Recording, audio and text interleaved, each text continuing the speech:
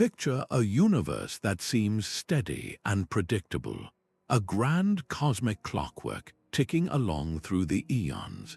Now imagine that clock suddenly striking a new hour without any warning, the gears of reality lurching in an entirely new direction.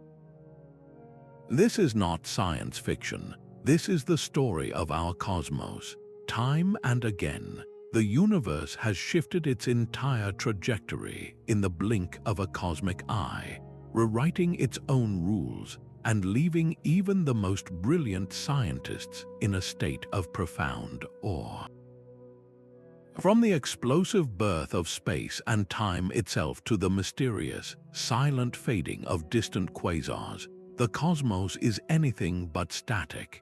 It is a dynamic, often unpredictable, and breathtakingly powerful entity, capable of changes that ripple across billions of light years and redefine our very understanding of existence. In this video, we will journey through 25 of these startling moments, those instances when the universe abruptly changed course.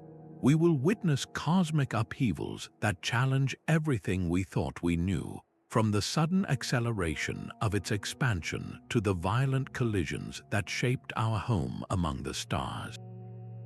Each event is a puzzle piece, revealing insights into the fundamental forces that shape all of reality. This is more than a list of astronomical facts. It is a narrative of discovery, a testament to human curiosity, and a humbling reminder that we are witnessing only a single frame in an epic, ever-evolving cosmic movie. These shifts are not distant curiosities. They are the reason we are here, the reason our planet exists, and the reason we can look up and wonder at all. So join us as we explore these turning points that redefine reality itself. This journey matters not just for astronomers and physicists, but for all of us. It is a story about our place in the cosmos, a chance to ponder the grandest questions of all. Where did we come from? What forces govern our universe? And what surprises might still be waiting, hidden in the depths of space and time, ready to shift the course of everything once more? Let us begin. But what does it truly mean for the entire universe to shift course? We are not talking about a single star exploding or a planet changing its orbit. This is about fundamental rules being rewritten on the grandest scale imaginable. For centuries, humanity saw the heavens as a perfect, unchanging vault, a static backdrop to our own fleeting drama. That comforting illusion was shattered in the 1920s by a man named Edwin Hubble. Peering through the Great Telescope at Mount Wilson, he made an astonishing discovery. The distant galaxies were not simply drifting, they were all racing away from us and from each other. The universe itself was expanding. This single observation overturned the long-held belief in a static, eternal cosmos, proving that even our most basic assumptions about reality can be upended in an instant. This revelation taught us that cosmic evolution is the true constant. The universe has a history, a story that unfolds over billions of years, driven by forces both magnificent and subtle. Think of it like a river. For long stretches, its current may seem steady and predictable. But then, without any visible warning, the water can suddenly change direction, carving a new channel and forever altering the landscape. The universe operates in much the same way. These shifts are driven by the mysterious engines of dark energy and dark matter, invisible entities that together make up over 95% of everything that exists, yet remain almost entirely unknown to us. Dark energy appears to be relentlessly pushing the cosmos apart, while dark matter's immense gravitational pull sculpts the vast web of galaxies. Physicist Brian Greene often reminds us that the cosmos is not a frozen tableau but a dynamic, ever-evolving entity. Its history is punctuated by profound transformations, akin to phase transitions. Just as liquid water can suddenly crystallize into ice when the temperature drops, the early universe is thought to have undergone its own drastic phase shifts, moments when the fundamental properties of space and time themselves changed in an instant. At the very smallest scales, this volatility is constant. Quantum fluctuations whisper that what we perceive as empty vacuum is actually a seething foam of particles blinking in and out of existence, a reminder that unpredictability is woven into the very fabric of reality. So when we speak of the universe shifting course, we are acknowledging that the cosmos is alive with change. It is a story still being written, a symphony with movements we have only just begun to hear. This forces us to ask a deeply humbling question. What if our current understanding of reality is merely one single snapshot in an endless cosmic album, a fleeting page in a story whose later chapters will defy all our expectations? The shifts we are about to explore are not mere anomalies. They are the universe revealing its true dynamic nature, reminding us that the greatest discoveries often begin with the sudden, startling realization that everything we thought we knew might be wrong. From that initial, unimaginable density and heat, the cosmos began its extraordinary journey. The universe as we know it, all of space, time, matter, and energy, burst into existence from a single point of infinite potential. Imagine a spark igniting in an absolute void, but this spark did not just burn. It created the very concept of fire, the air for it to breathe, and the room in which it blazed. This was the dawn of time itself, the ultimate cosmic pivot that set everything into motion.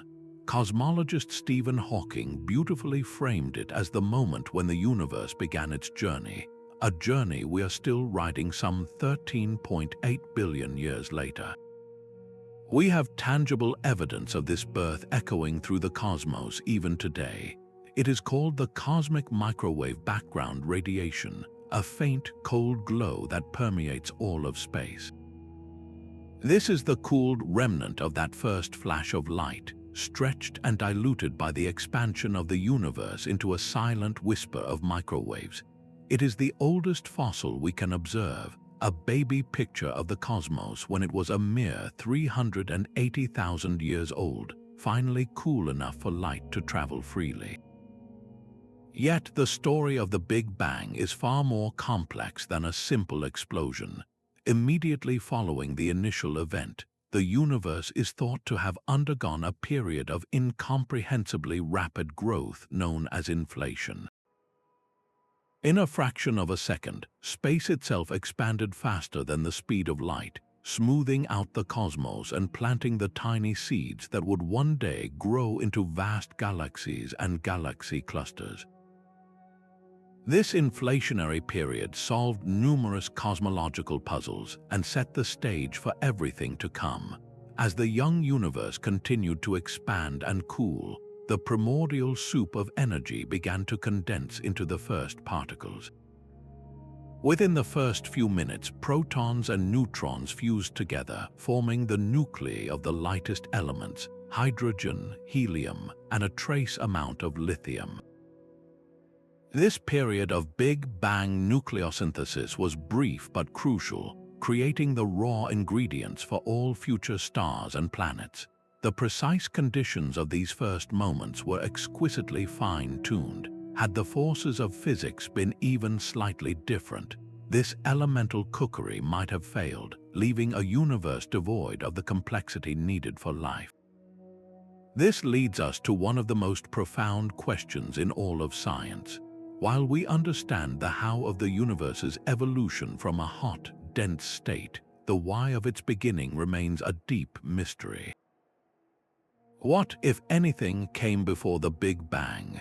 What was the catalyst that triggered the emergence of space and time from a singularity? Some theories suggest our universe is just one bubble in a vast multiverse, constantly budding off from an eternal inflationary background. Others propose a cyclical model, a cosmic heartbeat of expansion and contraction known as the Big Bounce, where the end of one universe becomes the Big Bang of the next. Contemplating this, we are left to wonder if our universe's dramatic beginning was a unique, singular event, or merely one act in an infinite, cyclical play of cosmic rebirth. The answers are not yet known and perhaps never will be, but the pursuit of them drives us to look deeper into that fading afterglow, searching for clues about our own ultimate origins in that first, magnificent, and utterly unexpected shift. For hundreds of millions of years after the Big Bang, the universe was a profoundly different and utterly dark place. It was an expansive, silent sea of neutral hydrogen and helium gas, cooling and slowly rippling under the gentle pull of gravity. There were no stars, no galaxies, and no sources of light. This was the cosmic dark ages, a period of waiting, as if the entire universe was holding its breath, waiting for a spark. And then that spark came. The ignition of the very first stars did not just bring light, it was a revolution. It was as if a single match was struck in a vast, dark, and empty cathedral, instantly revealing its immense, hidden architecture and setting the stage for everything that would follow. This monumental shift from darkness to light was driven by the relentless, patient force of gravity. Tiny fluctuations in the density of the primordial gas, imperfections left over from the Big Bang, began to act as seeds. Over immense stretches of time, gravity pulled more and more gas into these denser regions. Vast clouds of pristine hydrogen began to cool, allowing the gas to condense further and fragment into the first protostellar clumps. Research from institutions like NASA using powerful computer simulations has painted a vivid picture of this process.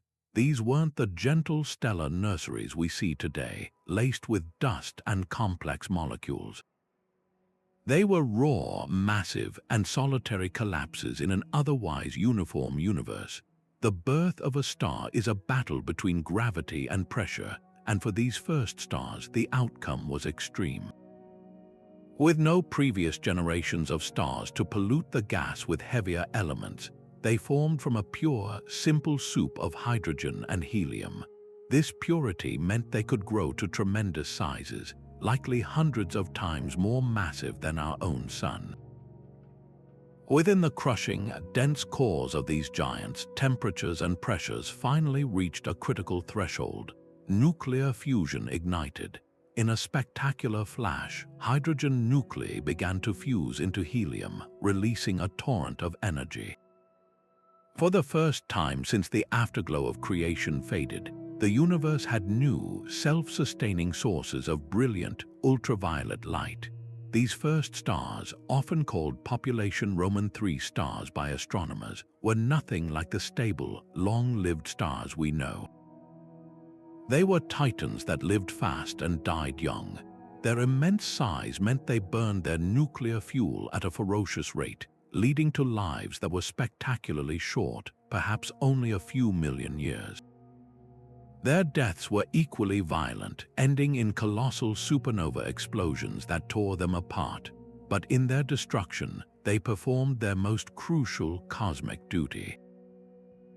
Within their furnaces and in the fury of their explosions, they forged the first heavy elements: carbon, oxygen, iron, all the atoms that would eventually become the building blocks of planets and of life itself.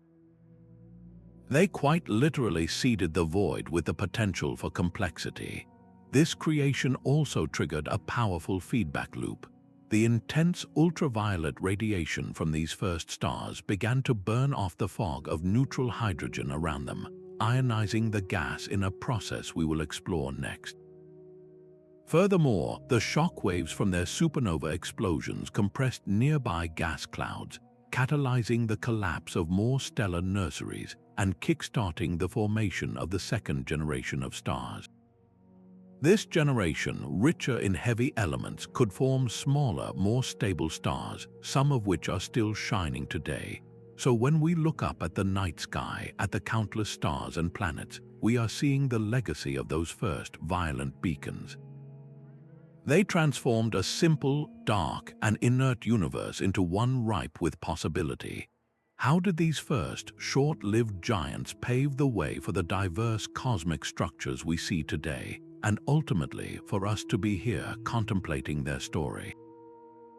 Their dramatic lives and deaths set in motion a chain reaction of cosmic evolution that is still unfolding billions of years later. Imagine that first starlight we just witnessed, those initial brilliant beacons piercing the endless dark. But for a long time, their light could not travel far. The young universe was still filled with a thick, pervasive fog of neutral hydrogen gas, a leftover from the Big Bang that absorbed this new, energetic ultraviolet radiation almost as soon as it was born. The cosmos had light sources, but it was not yet truly light. Then came the next great shift, a transformative era known as reionization. Picture a dense, impenetrable morning mist blanketing a vast valley. Suddenly, a powerful sun rises, its intense rays burning through the fog layer by layer until the entire landscape is revealed in crisp, clear detail. That is precisely what happened to the universe, a process that took the opaque veil away and made the cosmos transparent. A change so fundamental it allowed the light of billions of years of history to finally stream freely across space. This monumental clearing was powered by the same ultraviolet radiation that was initially trapped.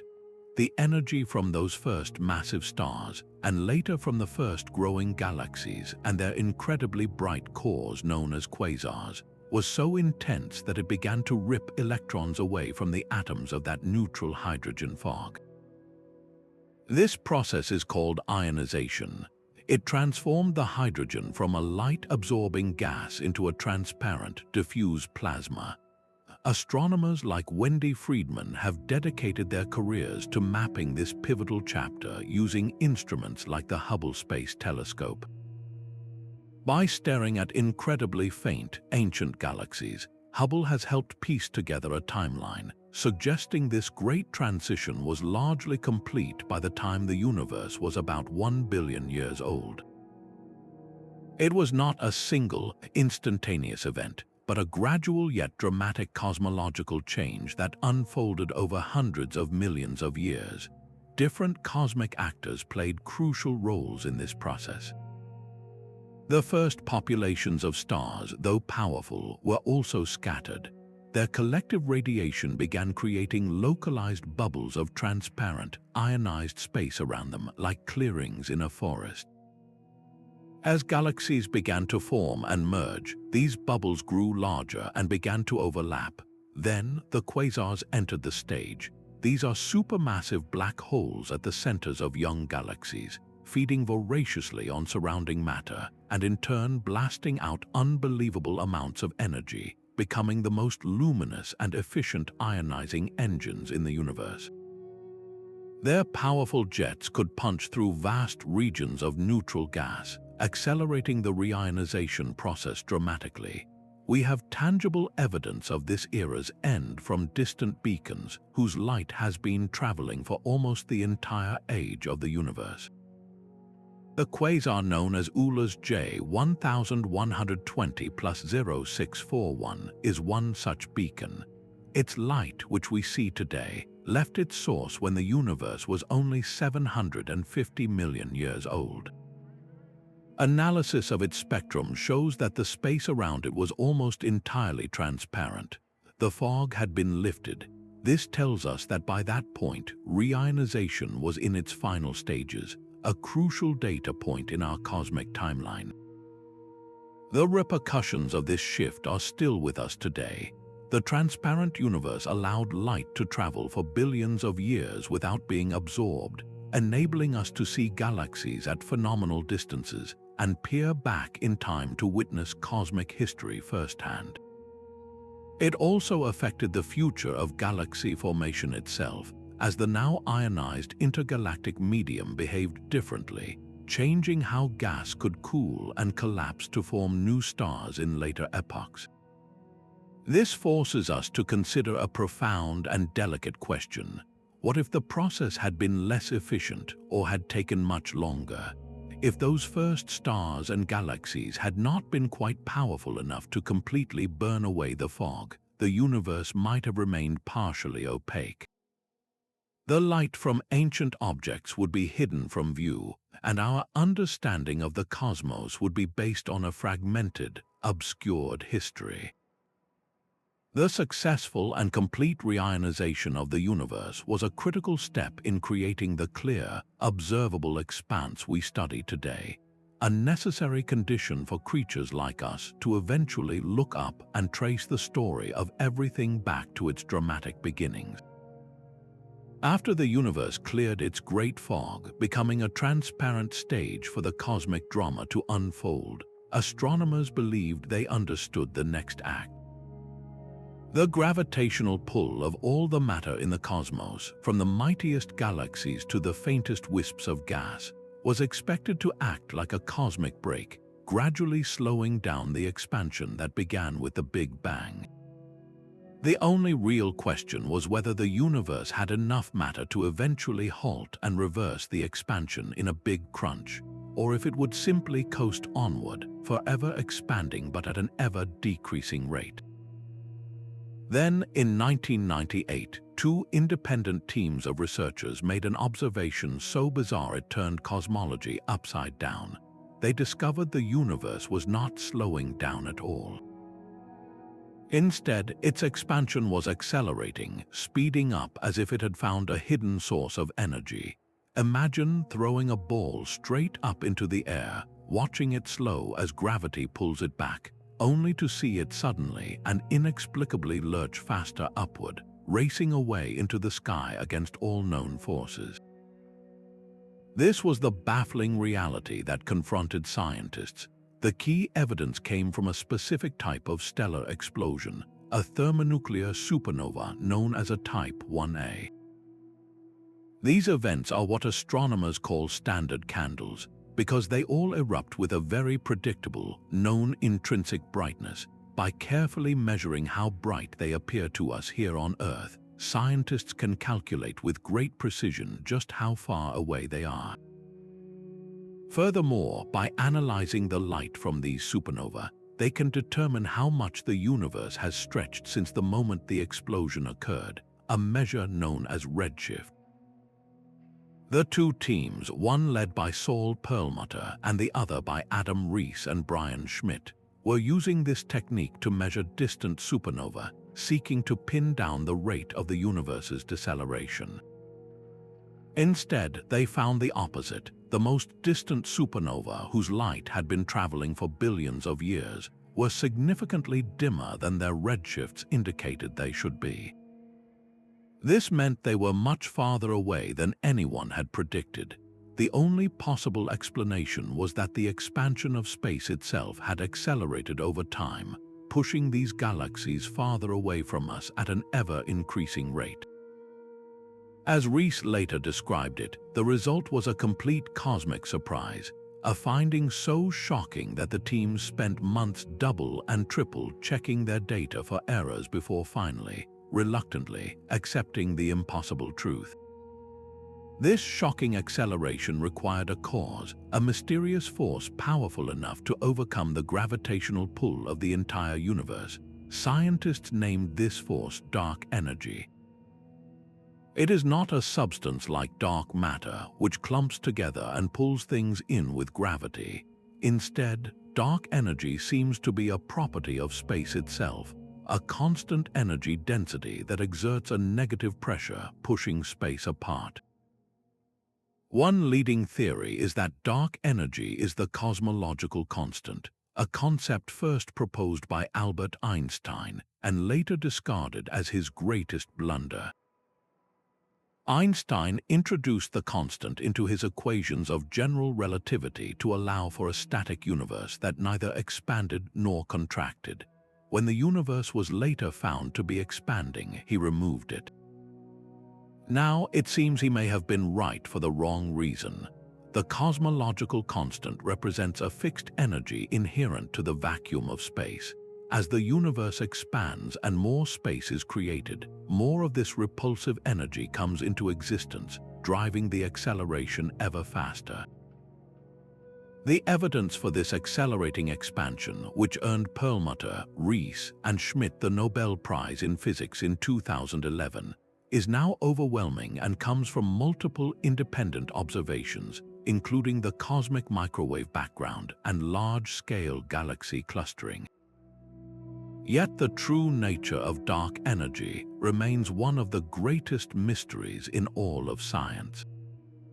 Is it truly a constant force, as the cosmological constant suggests, or does its strength change over time? Major space missions, like the European Space Agency's recently launched Euclid telescope, are specifically designed to map the history of cosmic expansion in exquisite detail, hoping to finally distinguish between these possibilities and unlock the secrets of dark energy.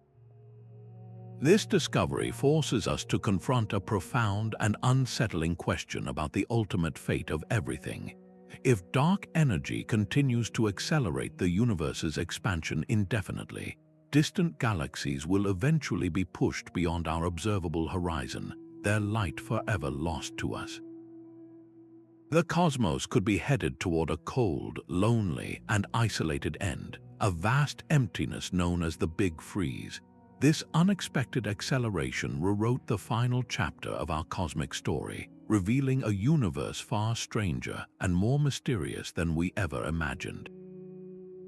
After witnessing the universe's expansion defy gravity and begin to race away at an accelerating pace, we turn our attention to another profound and unexpected cosmic shift, one that transformed the heavens from a brilliant firestorm into a far more tranquil place.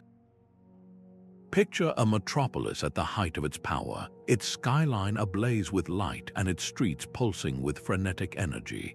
Now imagine that same city, over the span of billions of years, falling almost completely silent, its lights dimming until only a few faint glimmers remain. This is essentially what happened to the quasars that once dominated the early cosmos. These incredible objects are the intensely luminous hearts of distant galaxies, powered by supermassive black holes that are actively feasting on surrounding gas and dust. In the universe's youth, they were everywhere, shining with the brightness of 1 trillion suns and outshining their host galaxies. But then something happened. The lights began to go out. Massive surveys of the sky, like the monumental Sloan Digital Sky Survey, have meticulously mapped the cosmos, creating a detailed history book of galactic activity. This data reveals a clear and dramatic story. Quasar activity peaked around 10 billion years ago and has been in a steep decline ever since. The universe, once filled with these brilliant beacons, has grown significantly quieter. The engine of a quasar is a supermassive black hole surrounded by an accretion disk, a swirling whirlpool of superheated matter. As this material spirals inward at near light speed, it releases a staggering amount of energy across the entire electromagnetic spectrum before vanishing past the event horizon. But even a black hole of immense size cannot shine if it has nothing to consume. One of the primary reasons for the great quieting is simply a cosmic fuel shortage. Over time, the vast reservoirs of cold gas that once fed these monsters were depleted, either consumed by the black hole itself or used up in the formation of stars within the galaxy. Astrophysicist Priyamvada Natarajan has extensively studied the complex feedback mechanisms that also contributed to this decline. She explains that the incredible energy blasting out from a voracious quasar can actually shut down its own food supply. These powerful outflows of radiation and particles act like a cosmic wind, heating and blowing away the surrounding gas, effectively starving the black hole and forcing it into a dormant state. This self-regulation created a natural cycle of feast and famine. but over the eons, the feasts became fewer and farther between as the available fuel was dispersed. We can still see the echoes of this brilliant past in our local universe. The quasar known as 3C273, located in the constellation Virgo, is one of the closest and brightest examples. Even though its light has been traveling for over 2 billion years to reach us, it remains one of the most powerful quasars known. Yet it is a relic, a glimpse into an era when such dazzling displays were commonplace. Its brilliance today is but a faint shadow of the raw power that once flooded the early cosmos. This profound shift forces us to wonder about the life cycle of galaxies themselves. What was the exact trigger that began this universal decline in activity? And is this quiet state permanent? Could a dramatic event like a major galactic collision funnel fresh streams of gas toward a dormant black hole, reawakening the slumbering giant and reigniting a quasar, turning the cosmic lights back on for a spectacular temporary encore? If the quieting of the quasars felt like a city slowly dimming its lights, then the next cosmic shift is the equivalent of a nuclear bomb detonating without a single second of warning. For a brief, terrifying moment in January 1999, our planet was caught in the crossfire of a cosmic event of almost unimaginable power.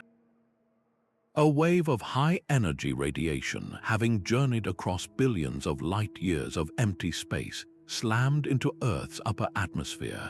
In less than a minute, this invisible barrage of gamma rays and X-rays violently ionized a portion of our protective shell, momentarily altering its very chemistry.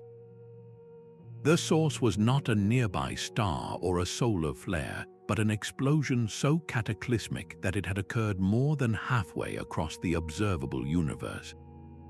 This was a gamma-ray burst, and for those 90 seconds, it was the brightest source of gamma rays in the sky, despite its impossible distance. It was a stark reminder that we live in a violent and unpredictable neighborhood, where the most powerful explosions since the Big Bang itself can simply appear out of the blackness. To understand the sheer scale of these events, consider this. In the few seconds that a typical gamma-ray burst unleashes its fury, it can outshine every single star in its entire host galaxy combined. In some cases, it can briefly outshine the rest of the entire universe in gamma rays. For a fleeting moment, a single point in space becomes the most energetic place in the cosmos. NASA's Swift satellite, a dedicated sentinel launched in 2004, has been instrumental in unraveling the mysteries of these sudden apparitions. Its nimble design allows it to rapidly swivel to pinpoint the location of a burst within moments of detection, capturing the brilliant but fading afterglow that shines across other wavelengths like X-ray, ultraviolet, and optical light. This afterglow is the key that unlocks the secrets of the burst, allowing astronomers to measure its distance and identify its host galaxy. We now know these bursts come in two distinct varieties, each with a uniquely violent origin story. The longer bursts, lasting more than 2 seconds, are thought to be the death cries of the most massive stars in the universe. When such a star exhausts its nuclear fuel, its core collapses not into a neutron star, but directly into a black hole. In this chaotic birth, twin jets of matter and energy are blasted outward from the poles of the dying star at nearly the speed of light. If one of those jets is pointed directly at Earth, we see it as a long-duration gamma-ray burst. It is a stellar suicide note written in the most intense radiation possible. The shorter bursts, lasting less than 2 seconds, are even more exotic. They are the result of a cosmic dance of death between two ultra-dense stellar corpses, neutron stars. As these remnants spiral inward over millennia, they finally merge in a cataclysmic collision that forges heavy elements like gold and platinum, and in all likelihood creates a new black hole, again sending a focused jet of energy screaming across the cosmos. One of the most spectacular events ever recorded was GRB 130427A, detected in April 2013. This monstrous long burst saturated detectors across multiple observatories, its light taking 3.8 billion years to reach us.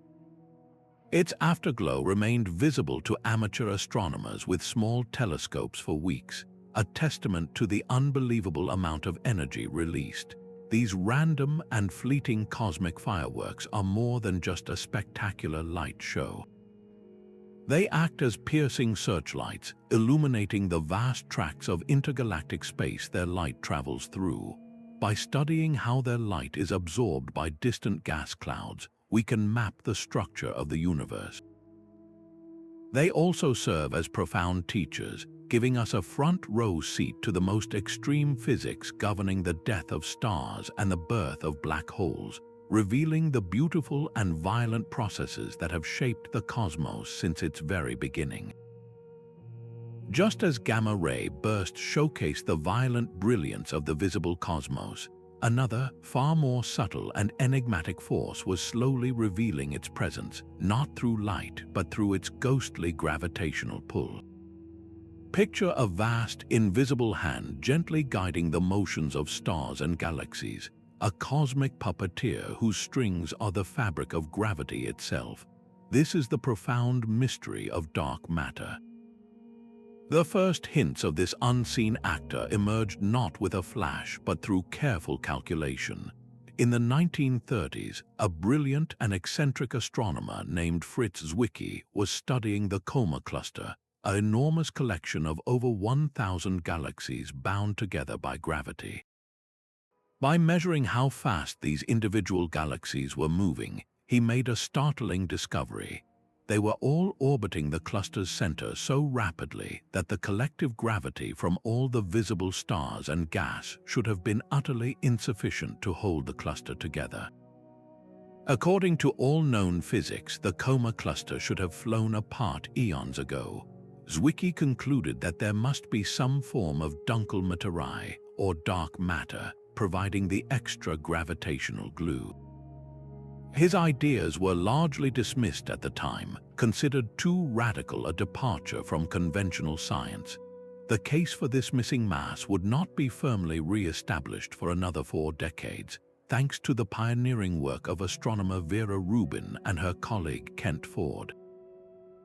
In the 1970s, they were meticulously mapping the rotation curves of spiral galaxies, that is, charting how fast stars orbit around a galactic center at different distances. Newtonian physics tells us that stars on the outer edges of a galaxy, far from the central bulge of mass, should orbit much more slowly, just as Pluto orbits the Sun far more sluggishly than Mercury. But Rubin's data revealed something astonishing and universal. Stars at the very outskirts of galaxies were orbiting just as fast as those near the center. The only plausible explanation was that each galaxy was enveloped in an enormous, massive halo of something invisible, a halo that extended far beyond the visible edge of the galactic disk. This something was exerting a tremendous gravitational influence on the stars.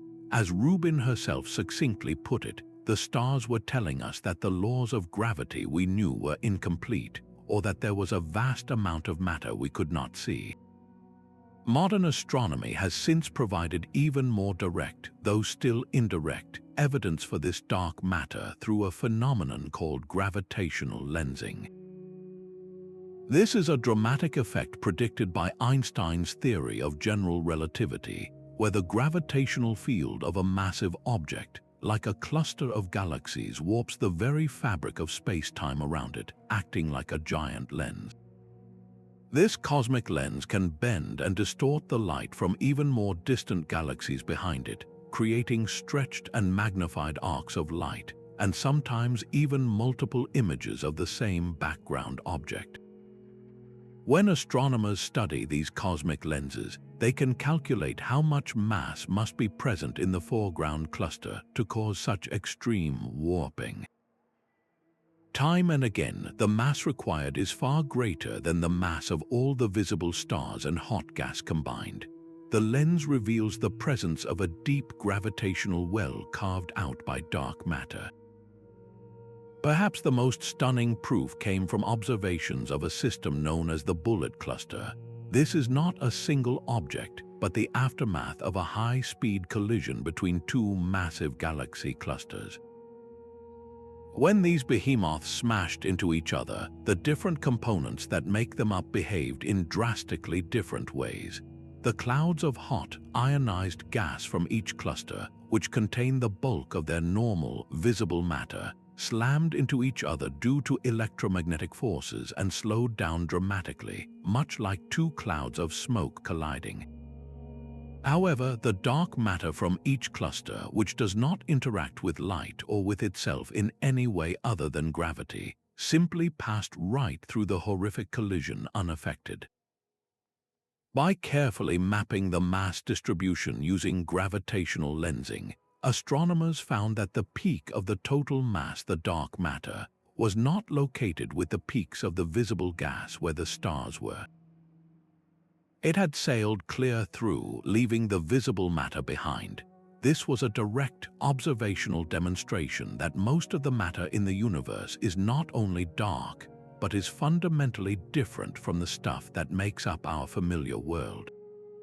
It does not emit, absorb, or reflect light, and it seemingly only communicates with the rest of the universe through the force of gravity. This revelation completely reshaped our understanding of cosmic structure, revealing that the galaxies we see are merely the glittering ornaments on a vast, hidden framework of dark matter, a framework whose true nature remains one of the greatest puzzles in all of physics. Long after the invisible architecture of dark matter had begun to map itself across the cosmos, a more visceral and dramatic kind of construction was taking place much closer to home. Our galaxy, the Milky Way, which appears as a serene, swirling river of stars arching across the night sky, has a violent and turbulent history written in the very motions of its suns. For billions of years, astronomers had assumed our galaxy grew in a slow, steady, and relatively peaceful process, simply absorbing gas and a few tiny star clusters.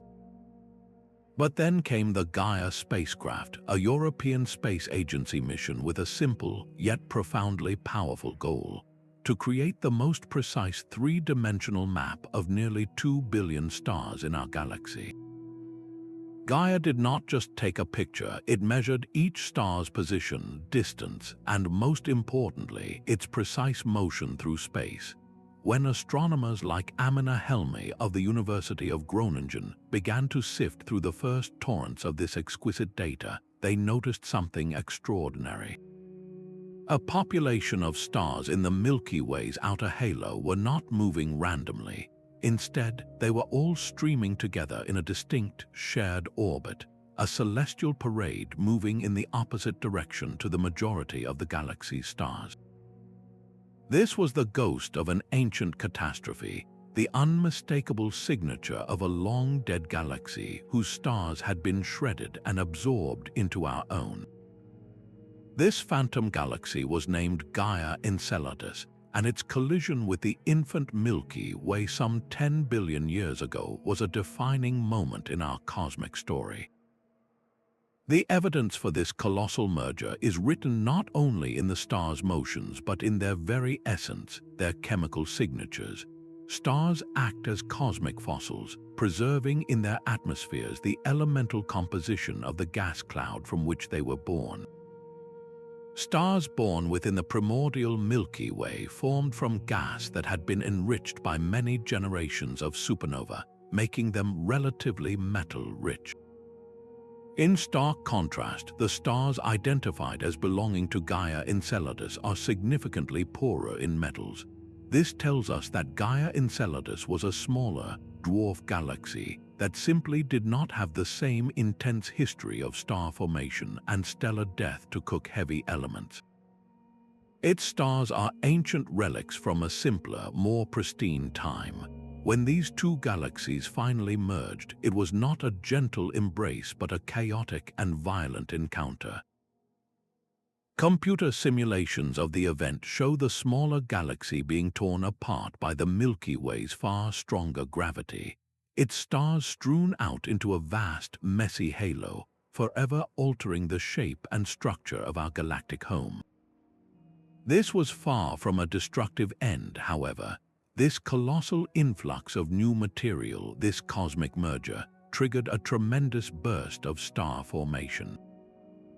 The violent churning of gas clouds from the impact created dense regions where new stars could ignite, a stellar baby boom that helped shape the galaxy we see today.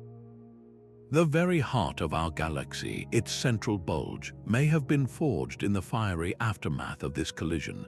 It is a humbling and awe-inspiring thought that the Milky Way, a symbol of constancy in our night sky, is actually a hybrid, a melding of two distinct galaxies.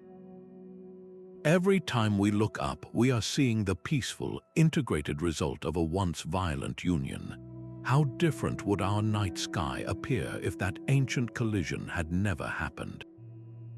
Without that burst of star formation triggered by the merger, our own solar system, and perhaps even life itself, might never have had the raw materials or the stable galactic environment needed to eventually emerge. Our cosmic home is literally built upon the remnants of a galaxy it consumed eons ago. Just as we can read the history of our galaxy in the motions of its stars, we can sometimes witness the future of a star written in real time across the night sky. Few celestial events captured the public's imagination quite like the great dimming of Betelgeuse. This massive red supergiant, the unmistakable ruddy left shoulder of the constellation Orion, is a familiar beacon to stargazers worldwide. But starting in late 2019, something strange happened. This brilliant star, one of the top 10 brightest in our sky, began to fade. Month after month, its light dwindled, becoming noticeably dimmer to the naked eye. By February 2020, it had lost more than 2/3 of its normal luminosity, plummeting to its faintest recorded level in over a century of observations. The astronomical community and the public alike were captivated, buzzing with a single, thrilling question. Was this the final act? Were we about to witness with our own eyes the violent supernova death of a nearby star? The speculation was not without merit. Betelgeuse is a colossal star, a ticking time bomb in cosmic terms.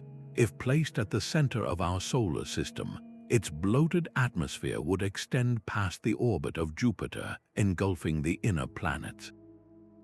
It is a star in its final life stage, burning through its nuclear fuel at a prodigious rate. Astronomers know it is destined to explode as a supernova, an event that could happen 100,000 years from now, or, tantalizingly, it could happen tonight. The unprecedented dimming felt like a potential countdown.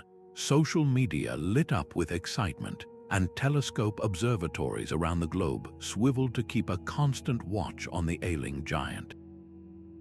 For a brief moment, everyone was looking up, wondering if they were about to see a new star appear in the heavens, a daylight visible spectacle that would be etched into human history. Scientists, however, raced to find a more immediate explanation than an imminent stellar demise. Led by researchers like Andrea Dupree of the Harvard and Smithsonian Center for Astrophysics, teams used powerful instruments including the Hubble Space Telescope to diagnose the star. What they discovered was a fascinating cosmic event, albeit one less apocalyptic than a supernova. The leading theory points to a colossal outburst from the star itself. Betelgeuse is a variable star, meaning its brightness naturally changes over time, but this event was extreme. Data suggests the star ejected a tremendous cloud of superheated gas. As this material moved away and cooled, it condensed into vast clouds of dark, obscuring dust, effectively throwing a cosmic shroud over a portion of the star from our viewpoint. It was a titanic stellar belch, a profound but natural part of the volatile life of a dying supergiant. This event offers a profound glimpse into the final chapters of a massive star's life. This process of mass loss through these giant ejections of material is how a star like Betelgeuse sheds its outer layers before its core finally collapses. The elements forged in its furnace, carbon, oxygen, silicon, and iron, are dispersed into space by these very events, eventually to be incorporated into new stars, planets, and perhaps even life. We have seen the aftermath of such explosions before. In the year 1054, astronomers in China and around the world recorded the sudden appearance of a guest star so bright it was visible during the day for weeks.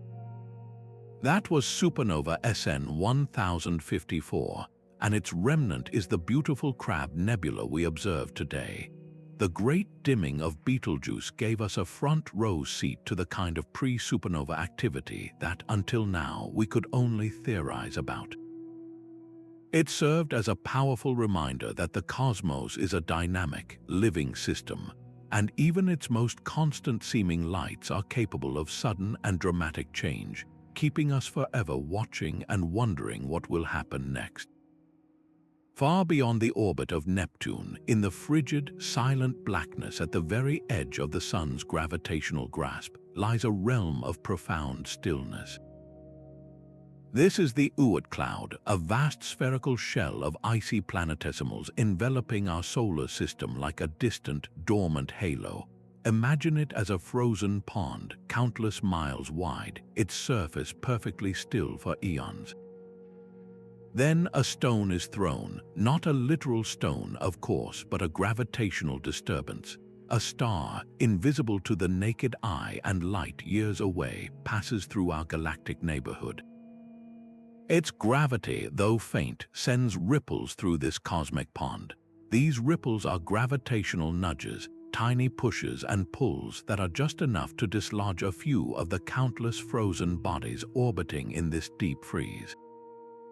Their stable, sleepy orbits are disrupted, and they begin a new, long fall inward toward the warmth of the sun. This is how a comet shower begins, a sudden and dramatic shift initiated by events so distant we are scarcely aware of them. The brilliant Dutch astronomer Jan Oort, for whom this cloud is named, first pieced together this theory in the 1950s. He noticed that the long-period comets entering the inner solar system did not originate from the closer in Kuiper belt, but from a much more distant and isotropic reservoir. He proposed this vast storage cloud, a relic from the very formation of the solar system, and he correctly identified the gravitational influence of passing stars as the primary mechanism that sends these icy visitors our way. His insight revealed a solar system that is not an isolated island, but one that is constantly, subtly interacting with the broader galaxy. A star might pass within a few light years of us every 100,000 years or so, each time acting as that thrown stone, stirring the outer darkness and sending a new wave of comets on a journey that can last for millennia before they finally streak across our skies. The mechanisms that perturb these icy bodies are varied and relentless. Stellar flybys are the most dramatic, but the Milky Way galaxy itself exerts a constant tidal force on the Oort cloud as the Sun moves through its orbit around the galactic center. Even rarer but far more potent is the passage of an entire molecular cloud, a vast, dense region of gas and dust whose collective gravity can trigger a veritable storm of comets. Evidence for these showers is etched into our own planet's history. Geologists can examine layers in the fossil record, looking for periods with a higher frequency of impact craters or traces of extraterrestrial dust, and occasionally find patterns that suggest a cluster of impacts within a relatively short geological time frame. These could be the fingerprints of past comet showers, celestial bombardments triggered by a stellar passage that occurred millions of years earlier. Consider the magnificent comet Hale-Bopp, which graced our skies in 1997. Its enormous size and brilliant display were a result of its origins in the Oort cloud. The gravitational kick that sent it on its journey toward the Sun likely occurred thousands of years ago, perhaps from a star that has since continued on its path far away from us. We are witnessing the delayed consequence of an ancient gravitational dance. This raises a profound and humbling question about our place in the cosmos. How have these distant gravitational dances, these random stellar encounters, directly shaped the history of life on Earth? It is a compelling thought that the rise and fall of species, the course of evolution itself, could have been influenced not just by life on our planet, but by the silent, motionless passage of a star we will never see, nudging a chunk of ice onto a collision course with our world. Picture a time over 4.5 billion years ago when our solar system was a chaotic construction site of colliding planetary embryos. The early Earth, still molten and forming, did not orbit alone. Suddenly, out of the chaos, a new planet emerged on a catastrophic trajectory. It was a world roughly the size of Mars, an object scientists have named Theia. The two worlds, destined to merge, entered a final, fatal dance. The impact was not a simple sideswipe. It was a cataclysmic, head-on collision that would define the future of our world. Theia was utterly obliterated, and a significant portion of Earth's own mantle was vaporized and blasted into a searing, incandescent cloud of rock and metal that expanded into a torrid, swirling ring around our wounded planet. This was not merely a crash, it was a fiery, creative destruction, a cosmic forge where the raw materials of two worlds were mingled in a ring of fire from which our moon would be born. For decades, the origin of the moon was one of astronomy's greatest puzzles, with various theories failing to fit all the evidence. The giant impact hypothesis, however, elegantly explains the clues we have gathered. The most compelling evidence comes from the Apollo missions, which brought back hundreds of kilograms of lunar rocks for analysis. When scientists studied their composition, they discovered something both surprising and definitive. The moon rocks share strikingly similar isotopic signatures with rocks from Earth's mantle. Isotopes are like elemental fingerprints, and this similarity suggests the moon is made primarily from Earth's own material, not from a completely foreign body. If Theia had been a distinct planet, it likely would have had a different isotopic composition, which would be evident in the moon. The fact that it is so similar points to a violent mixing of materials from both impactor and target, with the moon forming predominantly from the Earth's ejected mantle. This violent beginning also explains the moon's peculiar lack of a substantial iron core. Earth has a large, dense core of iron and nickel. Theia would have had one as well. However, computer simulations of the impact show that Theia's core would have, within hours of the collision, sunk through the molten debris and merged with Earth's own core. The material that was flung into orbit to form the moon came mostly from the rocky mantles of both objects, leaving our satellite relatively iron poor. This is why the moon is far less dense than Earth. Furthermore, the physics of the impact perfectly account for the angular momentum of the Earth-Moon system, the specific spin of Earth on its axis, and the moon's orbit around us. The glancing blow from Theia is calculated to have given Earth its 24-hour day and set the moon on its initial, much closer path. Leading planetary scientist Robin Canup has been instrumental in refining these simulations, describing the event as one that, quote, made Earth into a planet capable of supporting life. This is not an exaggeration. Consider the profound consequences of this single, shattering event. The moon's gravitational pull stabilizes the tilt of Earth's rotational axis. Without that steadying hand, our planet's tilt would chaotically wobble over time, leading to wildly unpredictable and extreme climate shifts that would make the stable seasons we rely upon for agriculture impossible. The Moon's formation might have also delivered the vast majority of Earth's water and other essential volatile elements, the very building blocks of life as we know it. The collision was so energetic that it may have thoroughly mixed these crucial components into the growing planet, so we are left to ponder a staggering alternate history.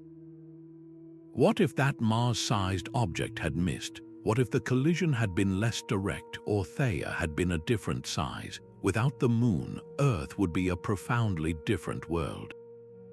It might spin faster, with days lasting only a handful of hours. Its skies would be darker, its tides much weaker, and its climate potentially unstable and hostile to complex life. The very existence of our large moon appears to be a crucial factor in making Earth a habitable, stable planet. It is a humbling thought that our planet's character, and perhaps our very existence, hinges on a single, violent, and random accident in the early solar system. Imagine a world finally cooled from its fiery birth, its first solid crust beginning to form under a dim, young sun. The violence of creation seemed to be settling into a fragile calm. Then, without warning, the sky fell. This was not a gentle rain, but a cataclysm of rock and ice, a billion-year hailstorm that scarred every world in the inner solar system. For centuries, the stark, cratered face of the Moon told a story of an ancient bombardment, but it was the Apollo missions that brought the timeline into shocking focus. When scientists dated the rocks brought back from the lunar Maria, the smooth, dark plains we see from Earth, they made a startling discovery. These rocks were not incredibly ancient. Instead, they had crystallized around 3.8 to 4 billion years ago, meaning the giant impacts that created those vast basins happened hundreds of millions of years after the solar system formed. This was not the tail end of planetary formation. This was a sudden, violent resurgence, an event we now call the Late Heavy Bombardment. The question that baffled scientists for decades was a simple one. What caused it? Where did this sudden swarm of projectiles come from after a long period of relative peace? The leading theories point to a gravitational upheaval in the outer solar system, a cosmic dance of the giant planets that sent shockwaves through the entire planetary disk. One compelling explanation is the Nice model, named for the city in France where it was developed. This theory, heavily influenced by the work of dynamicist Alessandro Morbidelli, proposes that Jupiter, Saturn, Uranus, and Neptune did not form in their current orderly orbits. They began much closer together, nestled in a compact configuration. Over time, gravitational tugs between them and with the surrounding disk of leftover icy planetesimals caused their orbits to become unstable. Jupiter migrated slightly inward, while Saturn, Uranus, and Neptune were flung outward. This grand migration was the trigger. As the giant planets shifted, their immense gravity violently stirred up the vast reservoir of asteroids and comets in the outer solar system, hurling a fraction of them sunward like a pitcher unleashing a fastball. The evidence for this chaos is written in the geology of every terrestrial world. The Moon's Imbrium Basin, a colossal impact scar over 700 miles wide, stands as a silent monument to this era. On Earth, the record has been largely erased by relentless tectonic activity and erosion, but geologists have identified a handful of extremely ancient craters, like the Vredefort structure in South Africa, whose ages align with this proposed bombardment window. But here lies the fascinating paradox of this destructive period. While it would have been an apocalyptic event for any nascent life forms, sterilizing entire planets with each impact, it may have also been the very catalyst that made life possible. These incoming asteroids and comets were not just barren rock, they were rich in volatile compounds, including water ice and complex organic molecules. The constant pounding could have delivered the vast majority of Earth's water, filling our future oceans. The immense energy of these impacts would have also churned the crust, creating vast hydrothermal vent systems on the ocean floor. Warm, mineral-rich environments that many scientists believe are the most likely cradle for the first living organisms. So we are left with a profound duality. The late heavy bombardment was a time of unimaginable destruction, yet it may have set the stage for creation. It was a period that could have wiped life out, yet might have simultaneously provided its essential ingredients and habitats.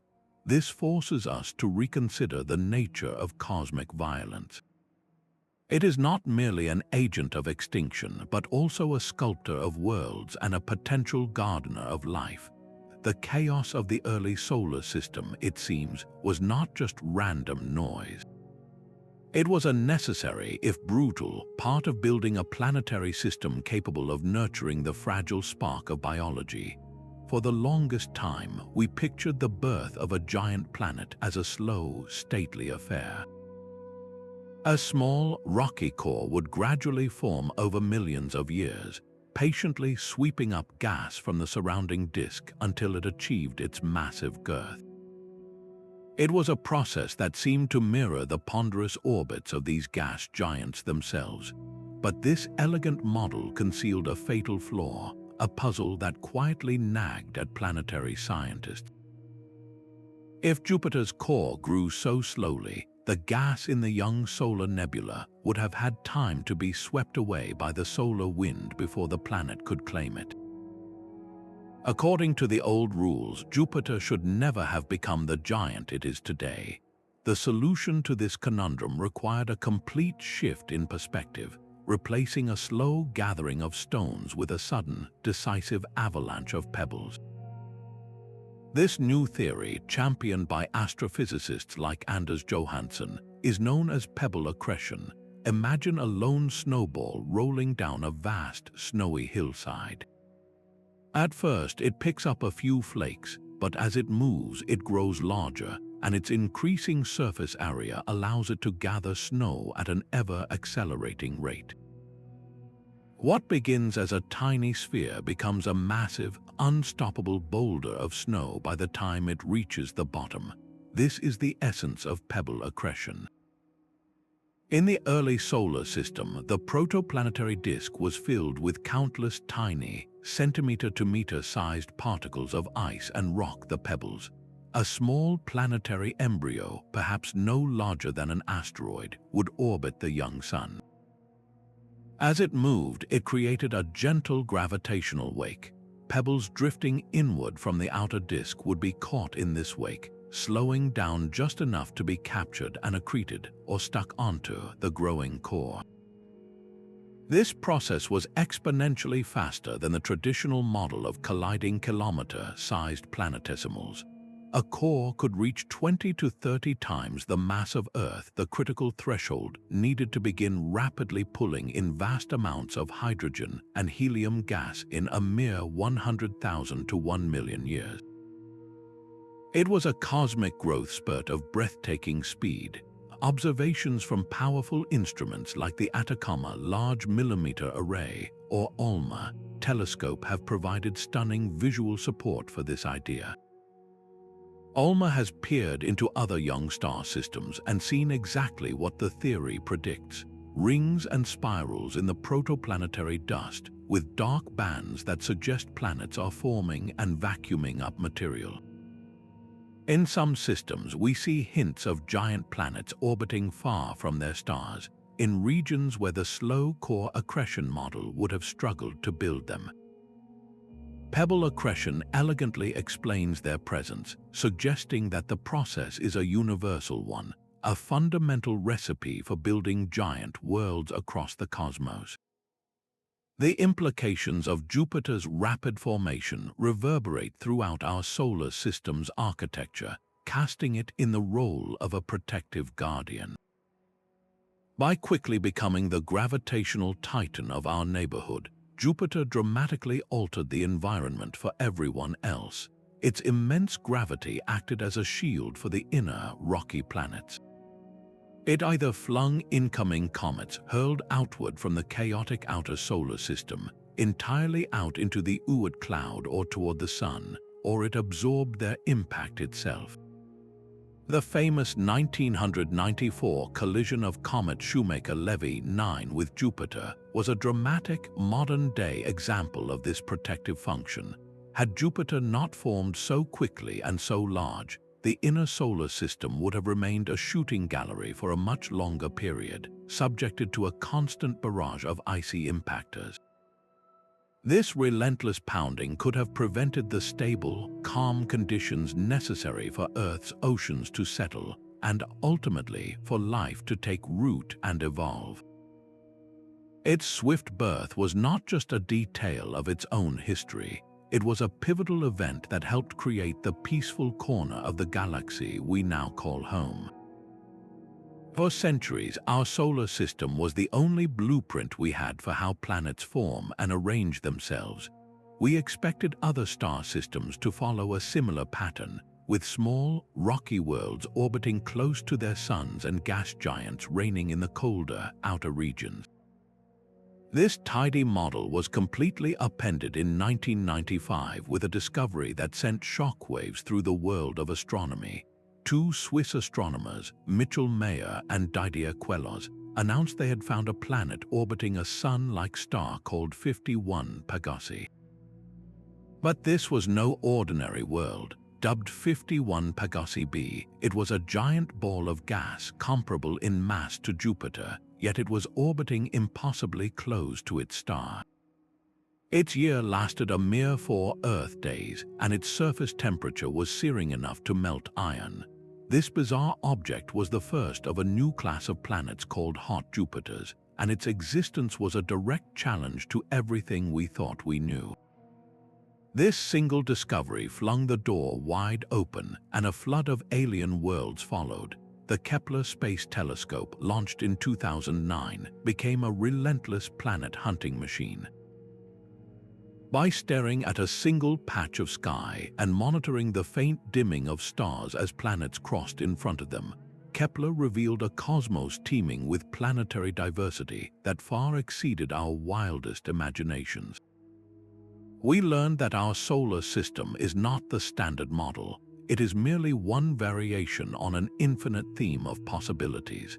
The galaxy is filled with planetary arrangements that seem to defy logic and physics as we understood them. We now know of lava worlds, planets so close to their stars that their surfaces are vast, molten oceans of rock. There are ice giants and water worlds and super-Earths, rocky planets several times the mass of our own, a size category that doesn't even exist in our solar system.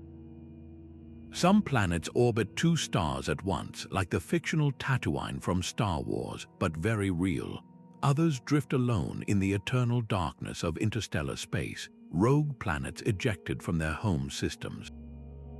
Then there are the truly tantalizing discoveries, like the 7 Earth-sized planets orbiting the cool red dwarf star TRAPPIST-1. 3 of these worlds are nestled within the star's habitable zone, that Goldilocks region where temperatures might be just right for liquid water to exist on their surfaces. This incredible diversity has forced a complete rewrite of planetary formation theories.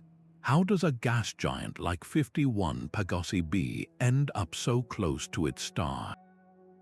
Astronomers now believe these planets form much farther out, as Jupiter did, but then migrate inward through complex gravitational interactions with the gas-rich disk they were born in or with other planets.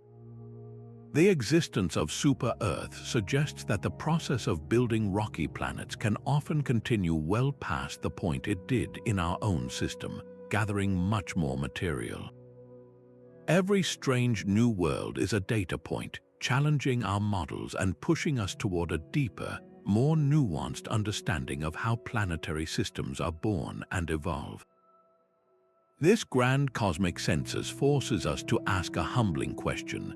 Is our solar system a common template, or is it an unusual outlier in a galaxy overflowing with unexpected and exotic worlds? Think of our solar system not as a static sculpture, frozen in time, but as a grand cosmic dance where the planets are the dancers.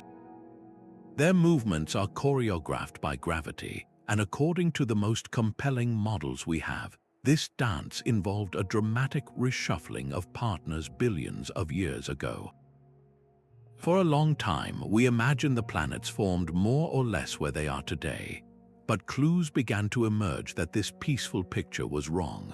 The orbits of the giant planets, the peculiar inclinations of some bodies, and the very structure of the Kuiper belt all pointed to a far more turbulent and dynamic youth. This led to the development of what astronomers call the Nice model, named after the city in France where it was first proposed. This theory suggests that after the planets formed, they were initially packed much closer together, nestled inside a vast disk of leftover icy planetesimals, the small building blocks of planets. As the giants Jupiter, Saturn, Uranus, and Neptune gravitationally nudged this sea of frozen debris, a cosmic game of pinball ensued. These countless small interactions slowly but surely altered the planet's own orbits, pushing them into new positions. It was a slow-motion ballet where the dancers, the planets, were subtly guided and pushed by a countless number of unseen partners. A key part of this grand migration was the concept of gravitational resonance. This occurs when the orbital periods of two bodies form a simple numerical ratio, like 2 to 1 or 3 to 2. These resonances create a repeating gravitational tug that can stabilize orbits or, if the system is shifting, impart enormous energy. Astronomers like Rodney Gomes have used complex simulations to show how Jupiter and Saturn likely fell into a specific resonance. This particular gravitational lockstep was a trigger event. The combined rhythmic pull of these two giants destabilized the entire outer system, sending Uranus and Neptune scattering outward on much larger orbits. In this new arrangement, their gravitational influence then sculpted the Kuiper belt, flinging some objects inward and ejecting others entirely into interstellar space. We can see the fingerprints of this migration all around us. The most famous example is Pluto. Its orbit is locked in a stable 3 to 2 resonance with Neptune. For every 3 trips Pluto makes around the Sun, Neptune completes exactly 2. This synchronized dance prevents the two from ever colliding, a direct result of Neptune's outward journey billions of years ago. The very existence of the Kuiper belt itself, with its sharp outer edge and peculiar groupings of objects in different orbital classes, is a fossilized record of this planetary migration. This dramatic rewriting of our solar system's history opens the door to even more profound mysteries. If the planets were jostling and migrating, could the chaos have been even greater? Some simulations suggest our system may have originally contained a 5th giant planet, an ice giant similar to Uranus or Neptune. The gravitational upheaval during the migration era could have been violent enough to fling this world clear out of the solar system, condemning it to an eternal journey through the lonely dark of interstellar space. This leads us to a startling thought. Could our Sun have a lost sibling, a rogue planet that was once part of our family, now wandering the galaxy as a permanent testament to the violent and unpredictable forces that shaped our cosmic home? Imagine a world not so different from our own, one crisscrossed with flowing rivers, deep lakes, and perhaps even a vast ocean stretching across its northern plains. This was Mars over 4 billion years ago, a planet with a promising Earth-like beginning. But today, it is a frozen, radiation-scoured desert. The transformation was not a slow fade but a cosmic catastrophe, and it all began when the planet's heart went still. The sudden and permanent shutdown of Mars's global magnetic field was the pivotal event that sealed its fate, turning a potential haven into a haunting wasteland. This protective magnetic field was generated by a churning, molten core, a planetary dynamo. Just like Earth's core acts as a giant electromagnet, creating an invisible shield that deflects the constant and deadly stream of charged particles from the Sun, the Martian dynamo once did the same. But then, for reasons scientists are still unraveling, the dynamo stopped, the shield fell, and when it did, the solar wind, that relentless supersonic flow of radiation, was granted unfettered access to the Martian atmosphere.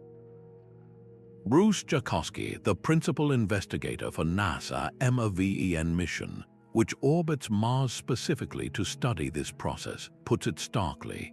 He said that without that magnetic shield, the Sun began to systematically strip the planet's atmosphere away, molecule by molecule, like a continuous and violent sandblasting on a planetary scale. But what could cause a planet's core to stop churning? The leading theory points to a rapid cooling event. Mars, being significantly smaller than Earth, simply lost its internal heat much faster. Its core likely solidified, or the convection currents within the molten metal that power the dynamo simply ceased. Another compelling possibility involves a colossal impact early in the planet's history. The Martian northern hemisphere is a remarkably smooth, low-lying basin, a stark contrast to the cratered highlands of the south.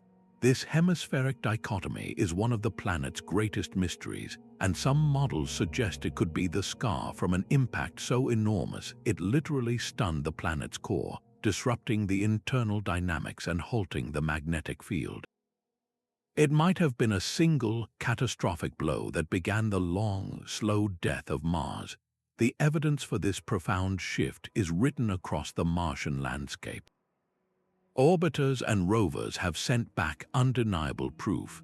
We see the haunting images of dry riverbeds and deltas, their intricate patterns unmistakably carved by long-vanished water. We see minerals like clays and sulfates that can only form in the presence of liquid water. These features tell a story of a world that was once wet and active.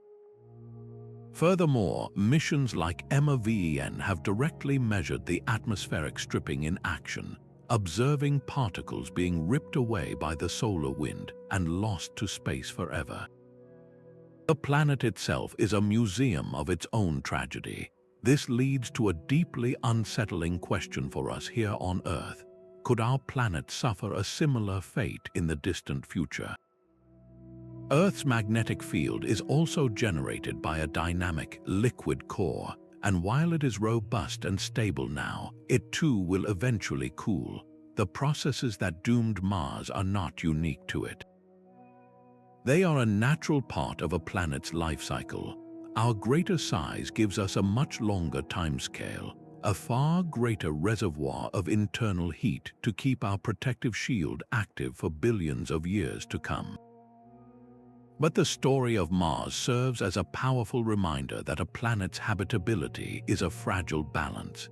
It shows us that a world can be born with every advantage, only to have its course violently shifted by the cold, unforgiving mechanics of physics, leaving behind only whispers of the life that could have been.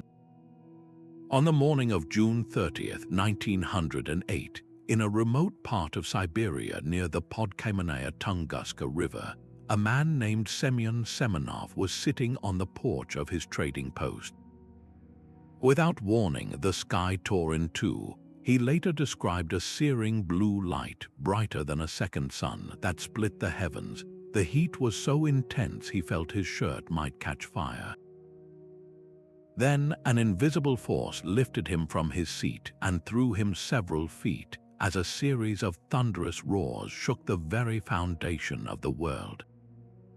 He had just witnessed the opening act of the largest impact event in recorded human history, a cataclysm now known as the Tunguska Event. The explosion that followed that blinding light flattened an estimated 80 million trees across 800 square miles of dense forest. The shockwave, equivalent to a magnitude 5.0 earthquake, radiated outward, shattering windows hundreds of miles away and circling the globe twice. For nights afterward, the skies over Europe and Asia glowed so brightly that people could read newspapers outdoors at midnight, the result of immense amounts of ice and dust ejected high into the atmosphere. At the time, without any way to investigate the isolated region, wild theories flourished, from a volcanic eruption to the crash of an alien spacecraft. It would be nearly 20 years before a scientific expedition, led by Leonid Kulik, would reach the epicenter and find a landscape of utter devastation, with trees scorched and fanned outward like fallen matchsticks from a central point, yet with no crater in sight. This absence of a crater is the event's greatest clue. Modern simulations using advanced supercomputers paint a vivid picture of what likely occurred. A stony asteroid, roughly the size of a 25-story building and moving at over 33,000 miles per hour, screamed into Earth's atmosphere. The incredible pressure and heat of atmospheric entry proved too much for the rocky body.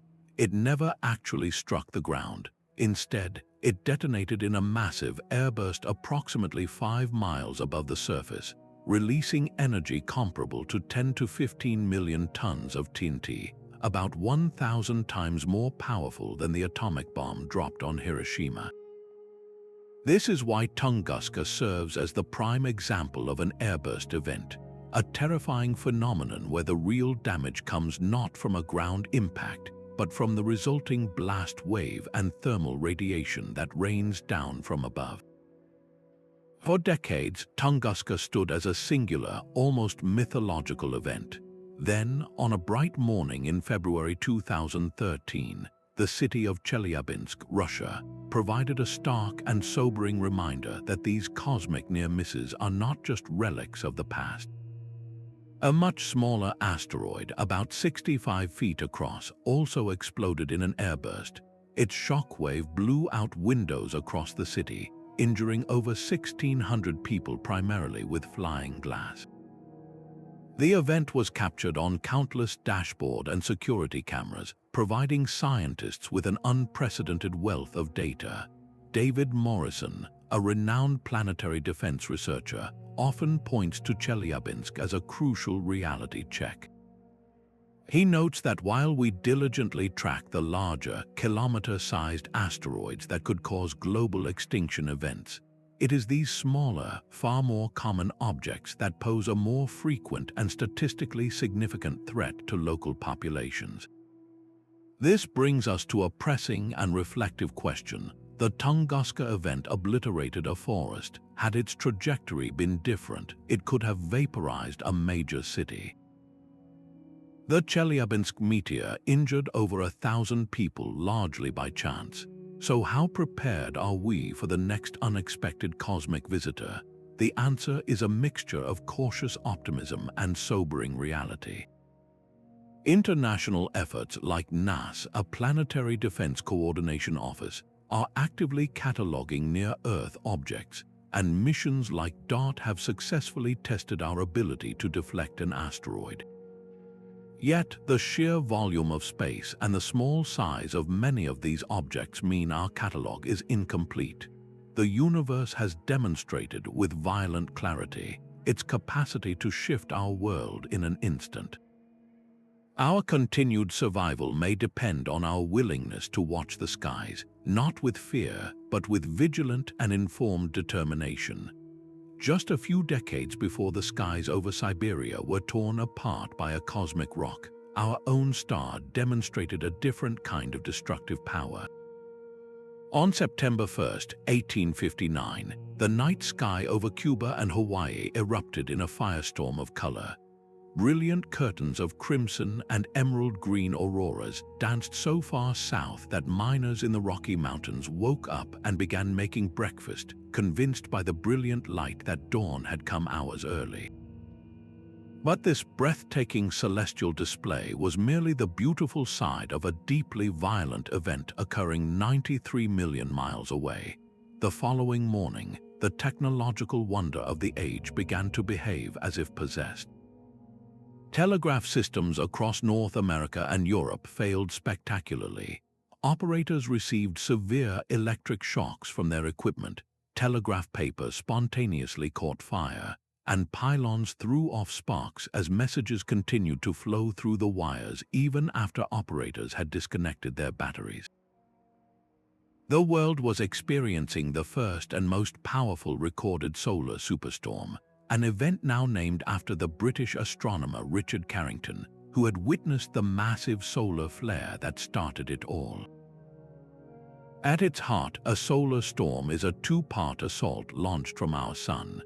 It begins with a solar flare, a sudden and intense explosion on the sun's surface that releases a massive burst of radiation across the electromagnetic spectrum, from radio waves to X-rays. This energy reaches Earth at the speed of light, taking just over 8 minutes to arrive. It ionizes the upper atmosphere, disrupting radio communications and GPS signals. But the real damage comes from the second act, the coronal mass ejection, or CME. This is a colossal cloud of magnetized solar plasma, billions of tons of charged particles, launched into space at millions of miles per hour. If Earth is in the path of this cosmic cannonball, the resulting geomagnetic storm, which typically arrives 1 to 3 days later, can induce powerful electrical currents in anything long and conductive on the planet's surface, like power lines, pipelines, and railway tracks. We have felt the sun's fury in more recent history, offering a stark warning of our vulnerability. In March 1989, a solar storm far weaker than the Carrington event slammed into Earth's magnetic field. The resulting geomagnetic storm induced currents in the power grid of Quebec, Canada, overwhelming the system's safety mechanisms. Within seconds, the entire province, home to millions of people, was plunged into a blackout that lasted for 9 hours during a frigid winter night, crippling transportation and emergency services. The event cost the power utility and its customers hundreds of millions of dollars. Solar physicist Sten Odenwald has extensively studied the potential impacts of a modern Carrington-level event, and his conclusions are sobering. He suggests that the intricate web of our modern technology has made us far more susceptible than the telegraph operators of the 19th century. This leads to a deeply unsettling question that resonates with every flicker of our lights and every buzz of our smartphones. What if a Carrington-level event struck today's hyper-connected digital world? The answer paints a picture of a protracted global catastrophe. The immense geomagnetically induced currents would likely fry the massive transformers that form the backbone of our continental power grids. These are not stock items, they are custom-built, and replacing them could take months or even years, leading to widespread blackouts lasting not hours or days, but potentially months. Without power, the cascading failures would be endless. Water treatment and distribution would halt. Perishable food and medicine would spoil.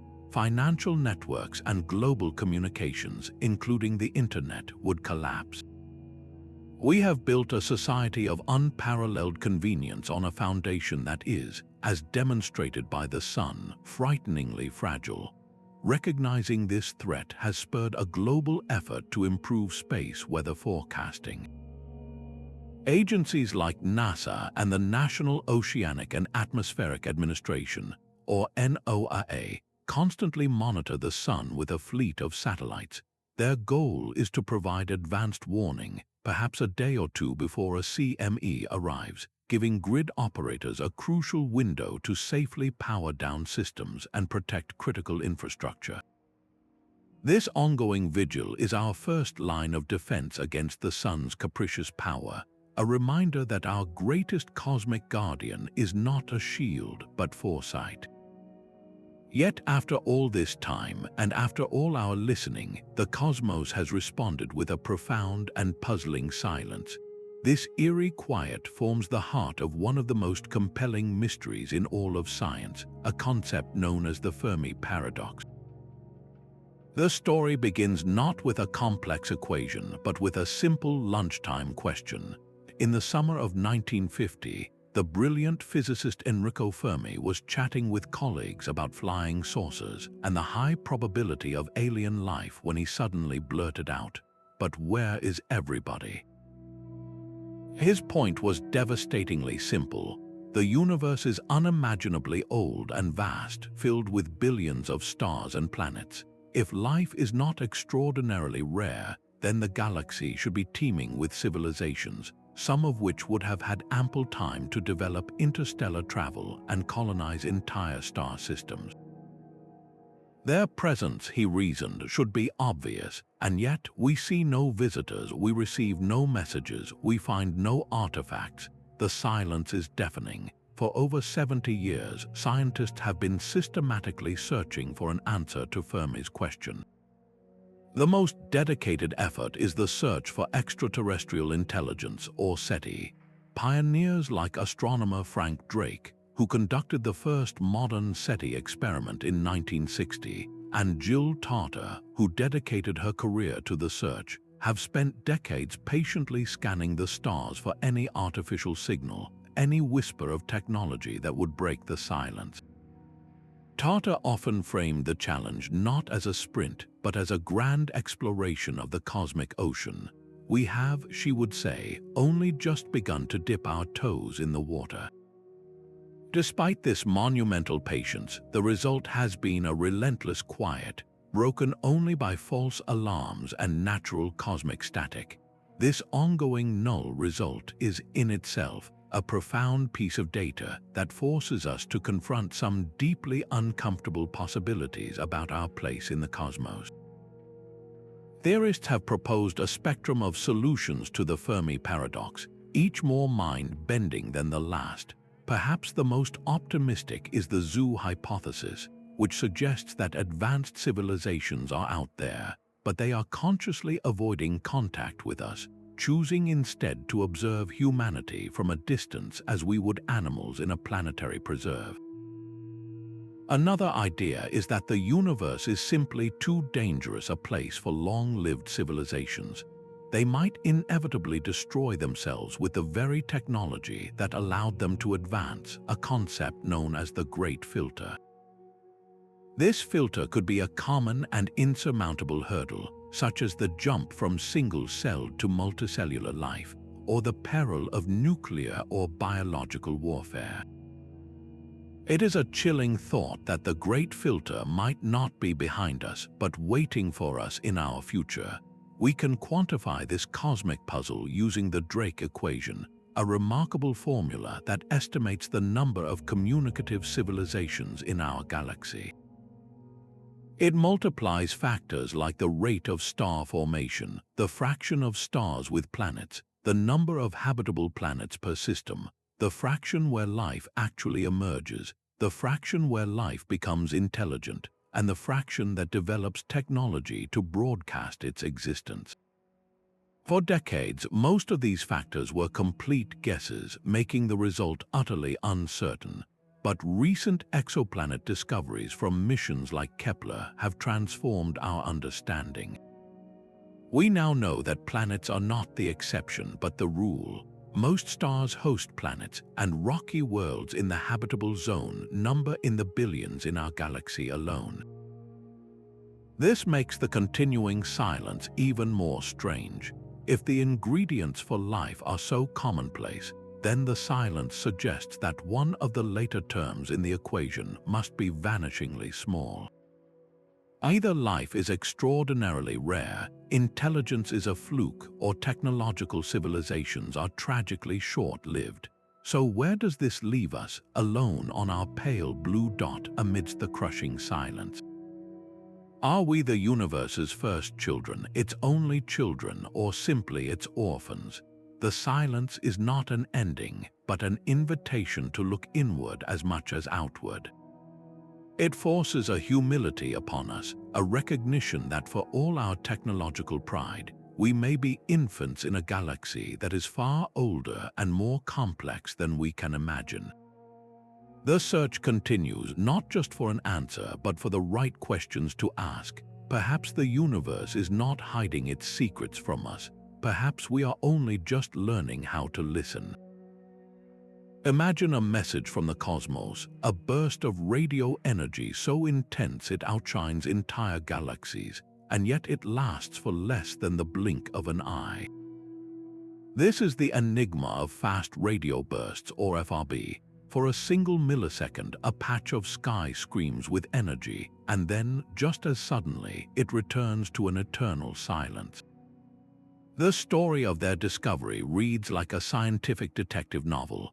In 2007, astronomer Duncan Lorimer and his student David Narkevic were sifting through old archival data from the Parkes Radio Telescope in Australia, searching for new pulsars.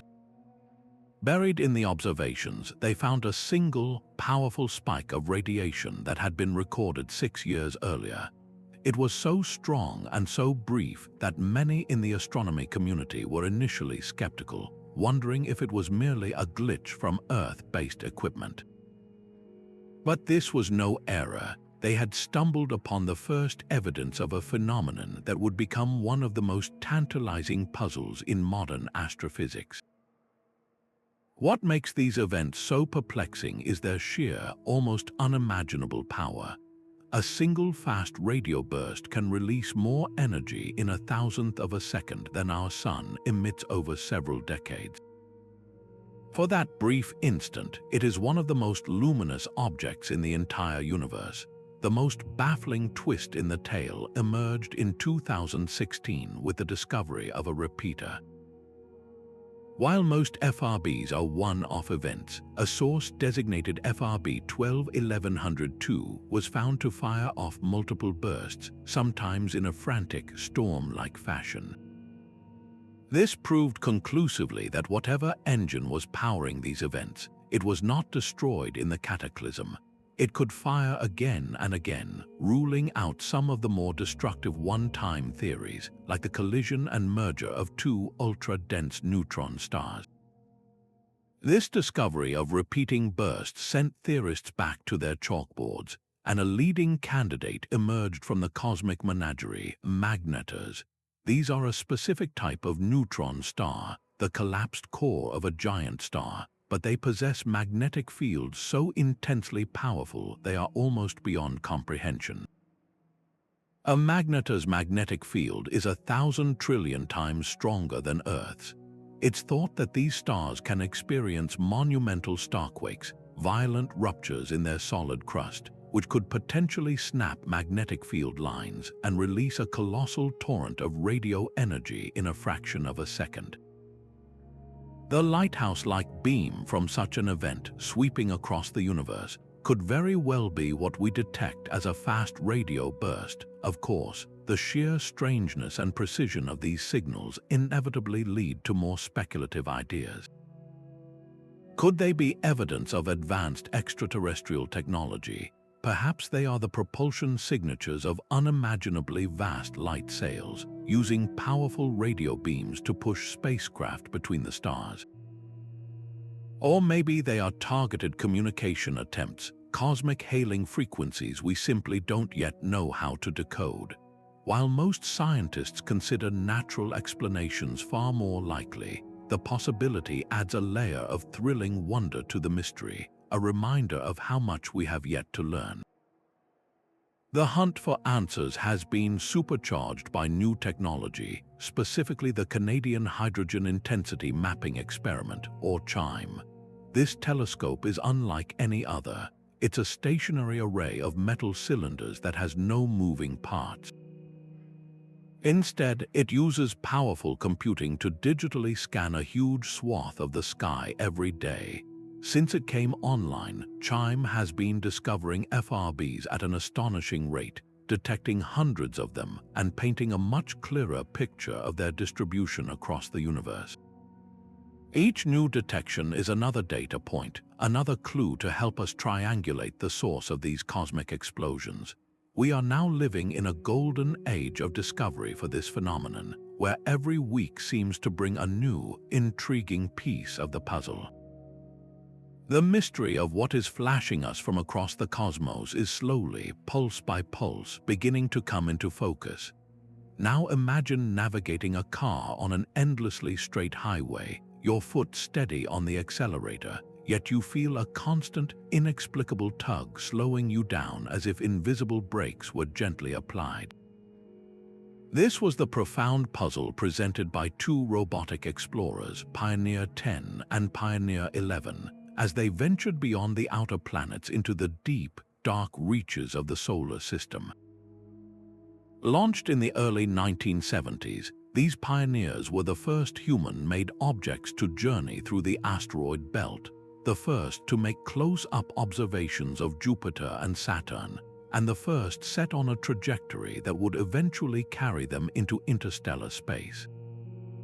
For decades after their primary missions ended, scientists at NASA, a jet propulsion laboratory, continued to track their faint radio signals, using the precise Doppler shift of these signals to measure their velocity and position with incredible accuracy.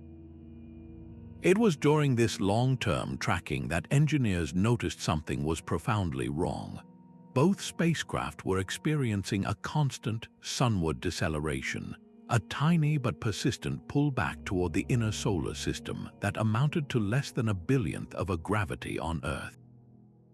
This minuscule effect, which became known as the Pioneer Anomaly, defied all conventional explanation for over 30 years. The implications of this tiny tug were anything but small. For physicists, it represented a potential crack in the foundation of our understanding of the universe.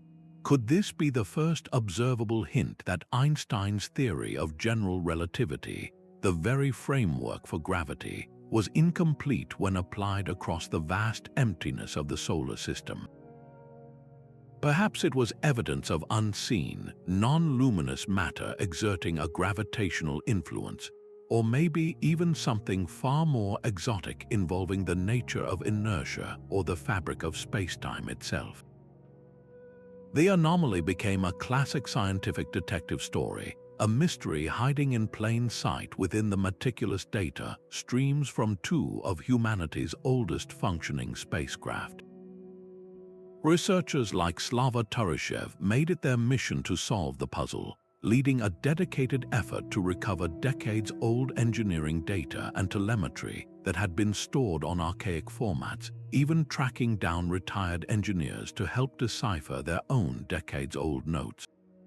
The painstaking investigation eventually pointed to a cause that was both elegant and surprisingly mundane, a testament to the principle known as Occam's razor. The leading hypothesis centered on heat. The pioneers were powered by radioisotope thermoelectric generators, which produced electricity from the natural decay of plutonium. This process also generated a significant amount of waste heat. Turyshev's team proposed that this heat was radiating off the spacecraft asymmetrically, primarily from the rear-facing side.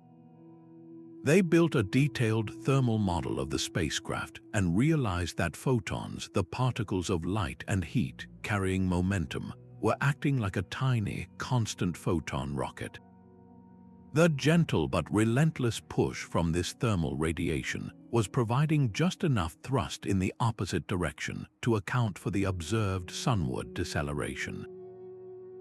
It was not a failure of physics, but a triumph of meticulous engineering forensics, a reminder that even the most subtle physical effects must be accounted for.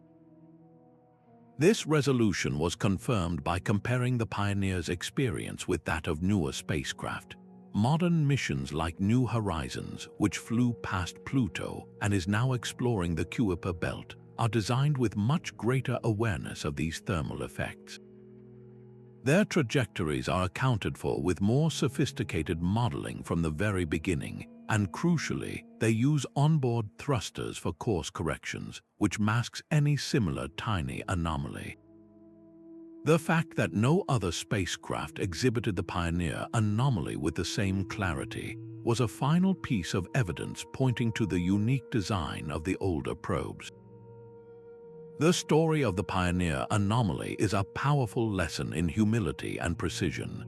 It shows that the universe often whispers its secrets in the faintest of signals, and that sometimes the biggest questions in physics are hiding in the tiniest of discrepancies, waiting for a curious mind to uncover their true nature. For centuries, humanity looked up at the night sky with a sense of wonder, largely unaware that our planet was traveling through a celestial shooting gallery. The prevailing assumption was that large, civilization-ending impacts were events of the distant past, relics from the solar system's violent formation. This comforting illusion was shattered in the 1990s, not by a single catastrophic event, but by a quiet revolution in telescope technology and data processing. A sudden and dramatic surge in the discovery rate of near-Earth objects began to paint a startling new picture of our cosmic neighborhood. It was as if we had been living in a room full of hidden tripwires, and someone had finally turned on the lights. Programs like the Catalina Sky Survey in Arizona and later the space-based NEOWISE mission began scanning the heavens with automated, wide-field cameras and sensitive infrared detectors. These systems could methodically sweep large swaths of the sky night after night, and sophisticated software could then compare images to pinpoint moving objects. The result was a tidal wave of new data. The number of known near-Earth asteroids skyrocketed from a few hundred to over 30,000 in just a few decades, a number that continues to climb steadily every month. This deluge of discoveries fundamentally shifted our perception of risk. Planetary defense experts like Lindley Johnson, NASA, a first planetary defense officer, have often described this not as an increase in the number of asteroids, but an increase in our awareness of them. The rocks have always been there, following their ancient orbits. We simply did not have the means to see them coming. This new knowledge brought both anxiety and empowerment. For the first time, we could begin to statistically calculate the real probability of a significant impact, and more importantly, start to do something about it. The data revealed that while extinction-level events are exceedingly rare, smaller yet still devastating impacts are far more common than previously thought. A sobering example is the Chelyabinsk event of 2013, where a mere 65-foot-wide asteroid exploded in the atmosphere over Russia with the energy of 30 Hiroshima bombs, injuring over 1,000 people. Prior to this event, scientists estimated such occurrences might happen once every 100 years or so. The data now suggests they could happen every few decades. Perhaps no single asteroid better encapsulates the emotional roller coaster of this new era than asteroid 99942 Apophis. Discovered in 2004, initial orbital calculations sent a shockwave through the astronomical community. Early projections indicated a disturbingly high, nearly 3% chance that this 1,100-foot-wide mountain of rock would collide with Earth on Friday, April 13, 2029. For a brief, tense period, Apophis achieved a historic rating on the Torino Impact Hazard Scale, a measure of impact risk. It was a moment of global scientific alarm, followed by intense observation.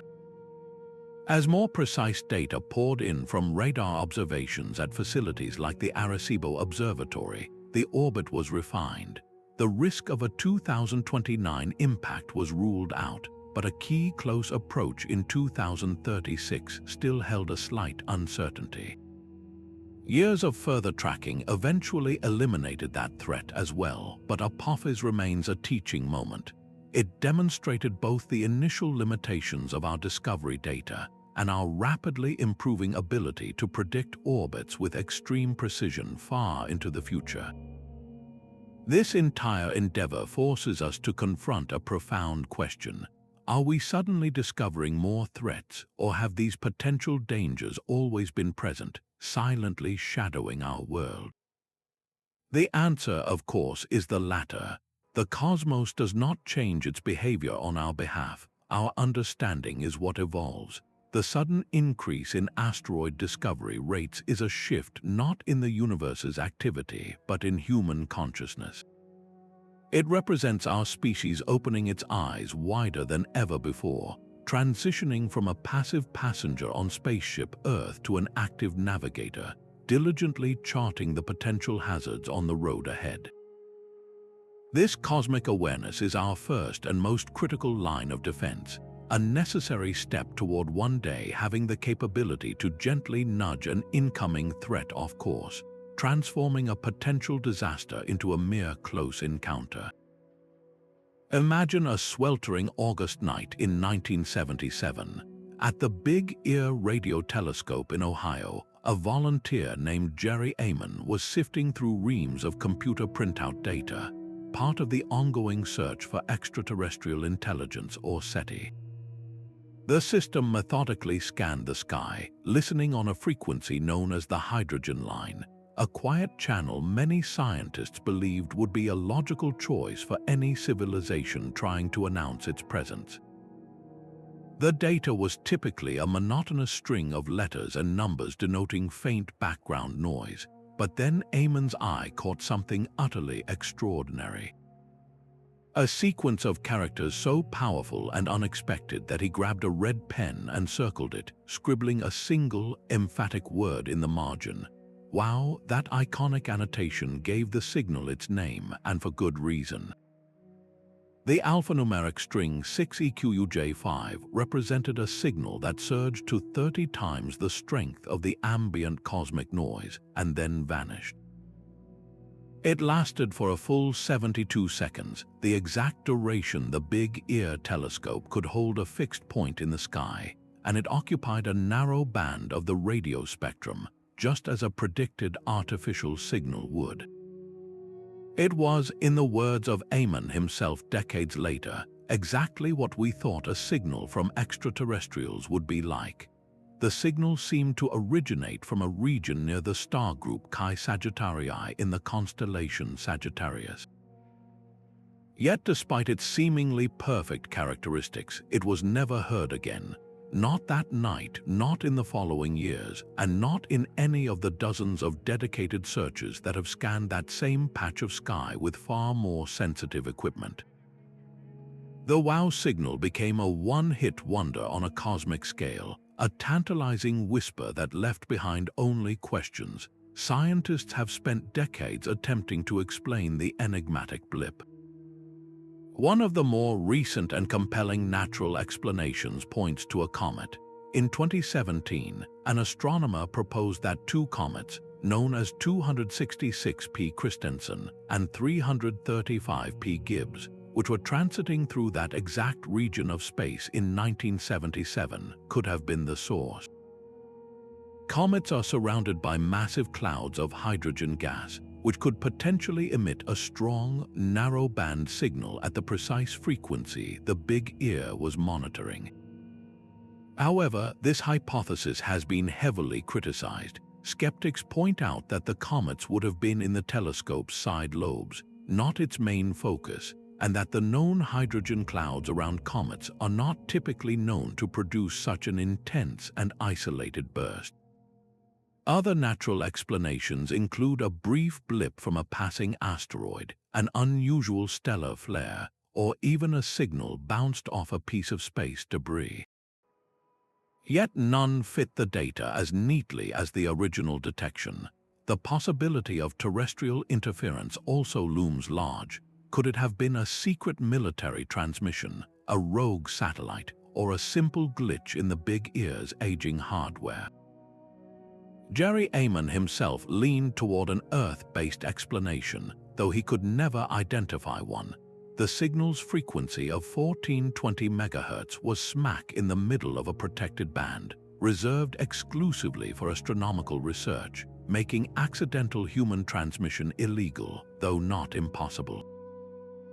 The complete lack of a repeat signal is what makes every explanation, both natural and human, feel unsatisfying. If it was a comet, why have we not detected similar signals from other comets? If it was a satellite, why was it only ever seen once in that precise location? The mystery endures precisely because it was a flawless candidate that has stubbornly refused to show itself again. This singular event forces us to confront a deeply intriguing and equally frustrating possibility. Was the WOW signal a one-time cosmic hello, a fleeting message from a distant star that we simply failed to catch again? Or was it something far more mundane that we, in our hopeful analysis, simply misinterpreted, grafting our desire for contact onto a random quirk of nature? It remains the ultimate symbol of SETI mission, a story of brilliant promise and agonizing near misses. It is a reminder that the universe is capable of producing profound mysteries that defy easy answers, and that the search itself is a patient game of waiting for another whisper, hoping that next time it will choose to speak a little louder and for a little longer. For decades, Pluto was a distant, blurry smudge in our telescopes, a faint point of light relegated to the status of a simple, frozen relic at the edge of our solar system.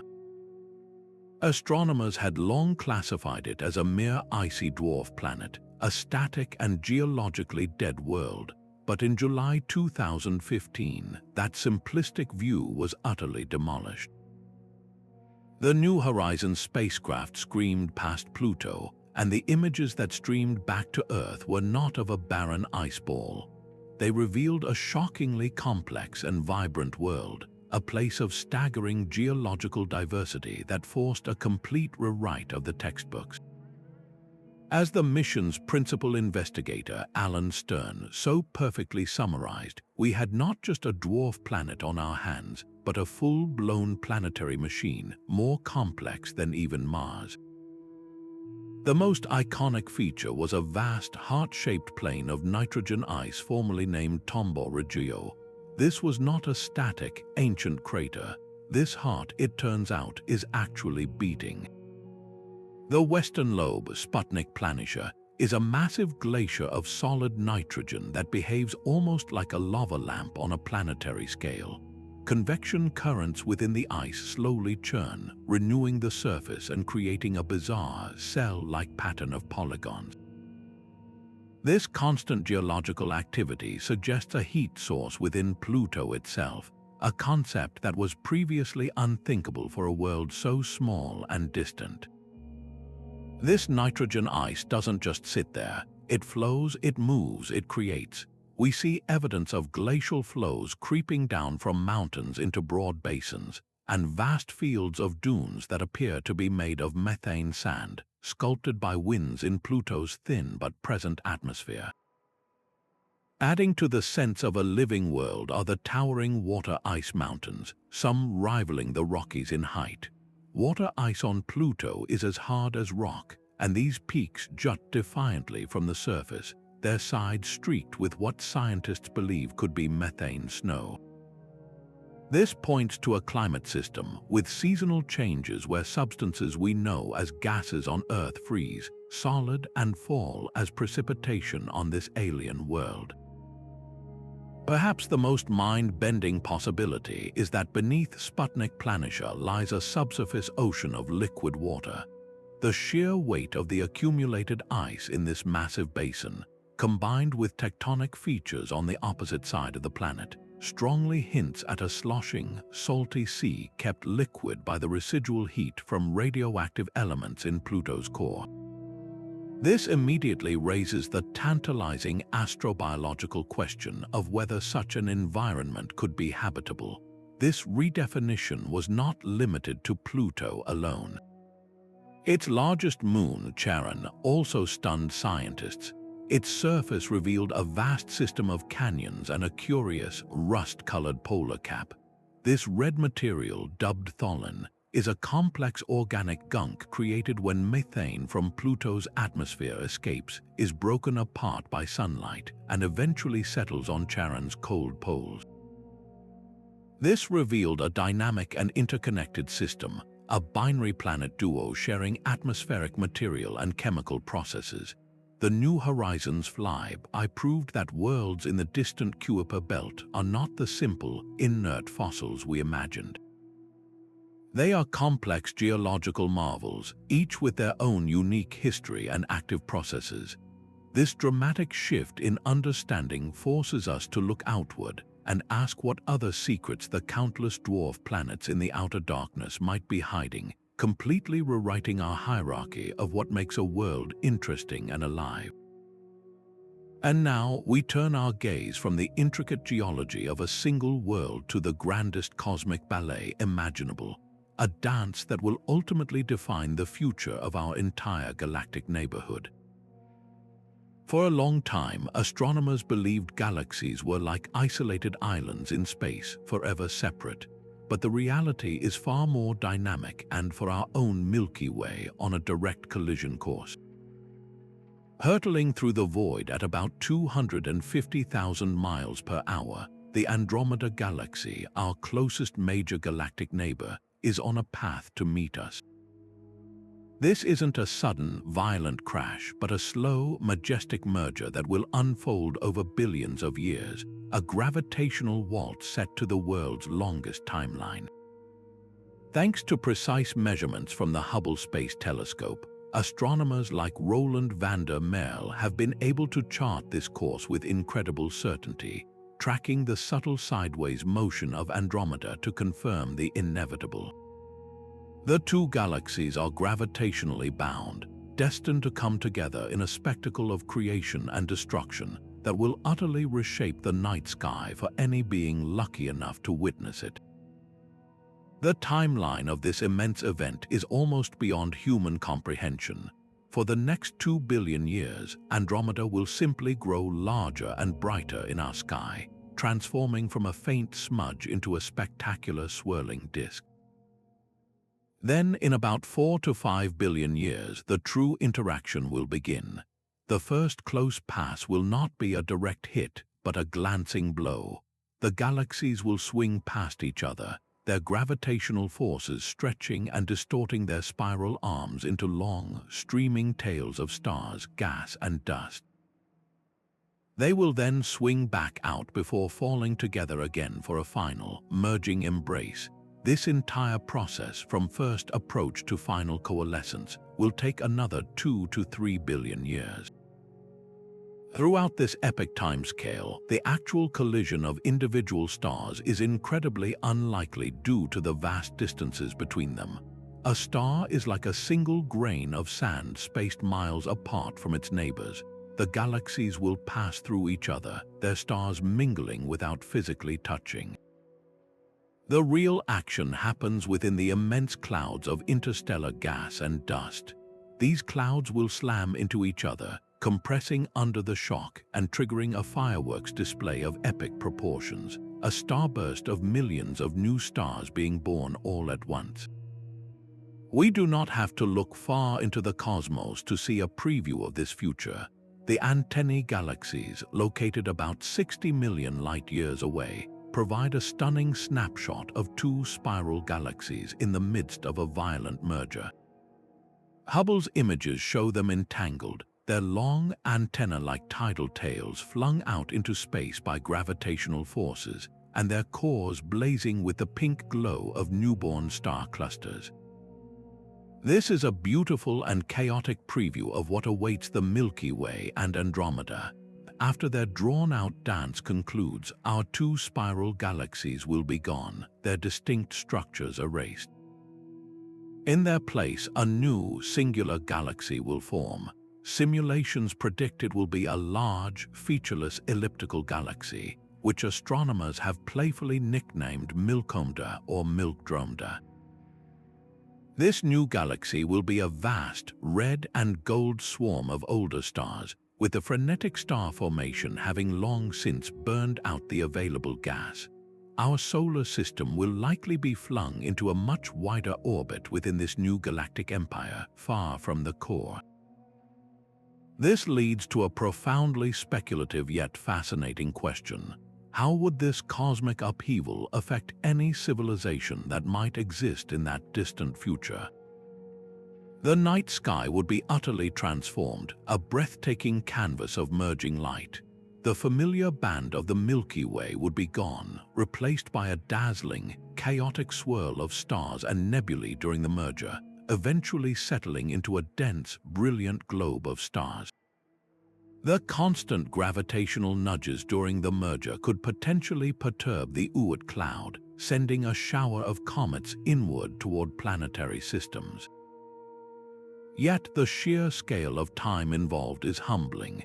The Sun itself is expected to swell into a red giant and then fade away within this same general time frame.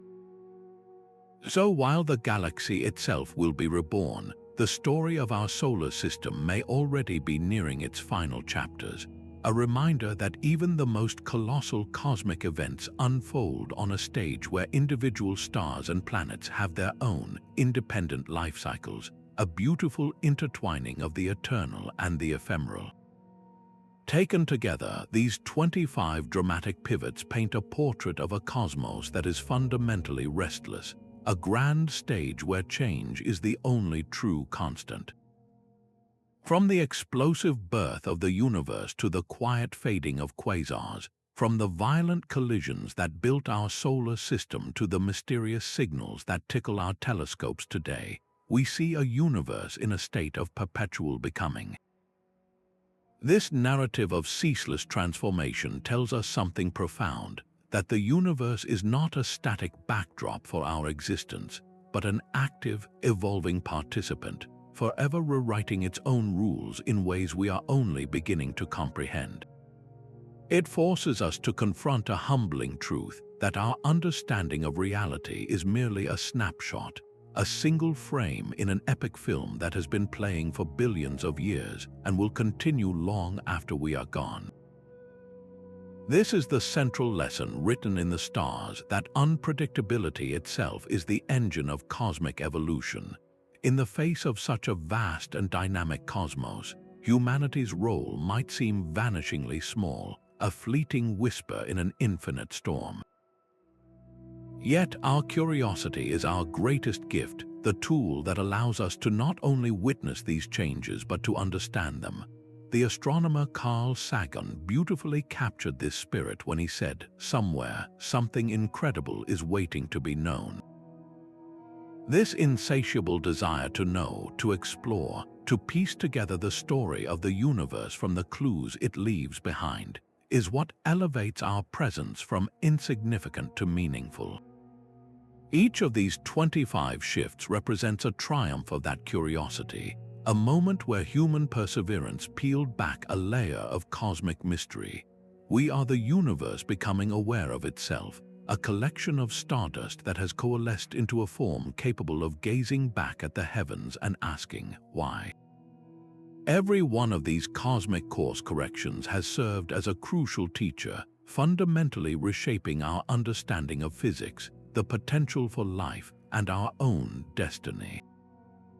The discovery of dark energy and the accelerating expansion didn't just add a new chapter to a textbook, it tore up the old one and forced us to consider an entirely new ending for the cosmos, a cold, dark fade into nothingness. The wild diversity of exoplanets revealed by missions like Kepler shattered our parochial view that our solar system was the standard model, opening up infinite possibilities for what a planet can be and where life might take root. Even the anomalous slowdown of the Pioneer probes, eventually explained by the subtle push of thermal radiation, demonstrated the incredible precision of modern science and its ability to hunt down explanations for the slightest of cosmic quirks. Each puzzle solved and every new mystery uncovered refines our models and deepens our connection to the machinery of the universe. This journey of discovery is far from over, it is accelerating. The powerful instruments of the near future, like the James Webb Space Telescope and the upcoming Vera C. Rubin Observatory, are not just bigger telescopes, they are time machines and cosmic census takers. They promise to push our vision back to the very first galaxies that ever flickered on, to analyze the atmospheres of distant worlds for signs of biology, and to scan the skies for transient phenomena we cannot yet even imagine.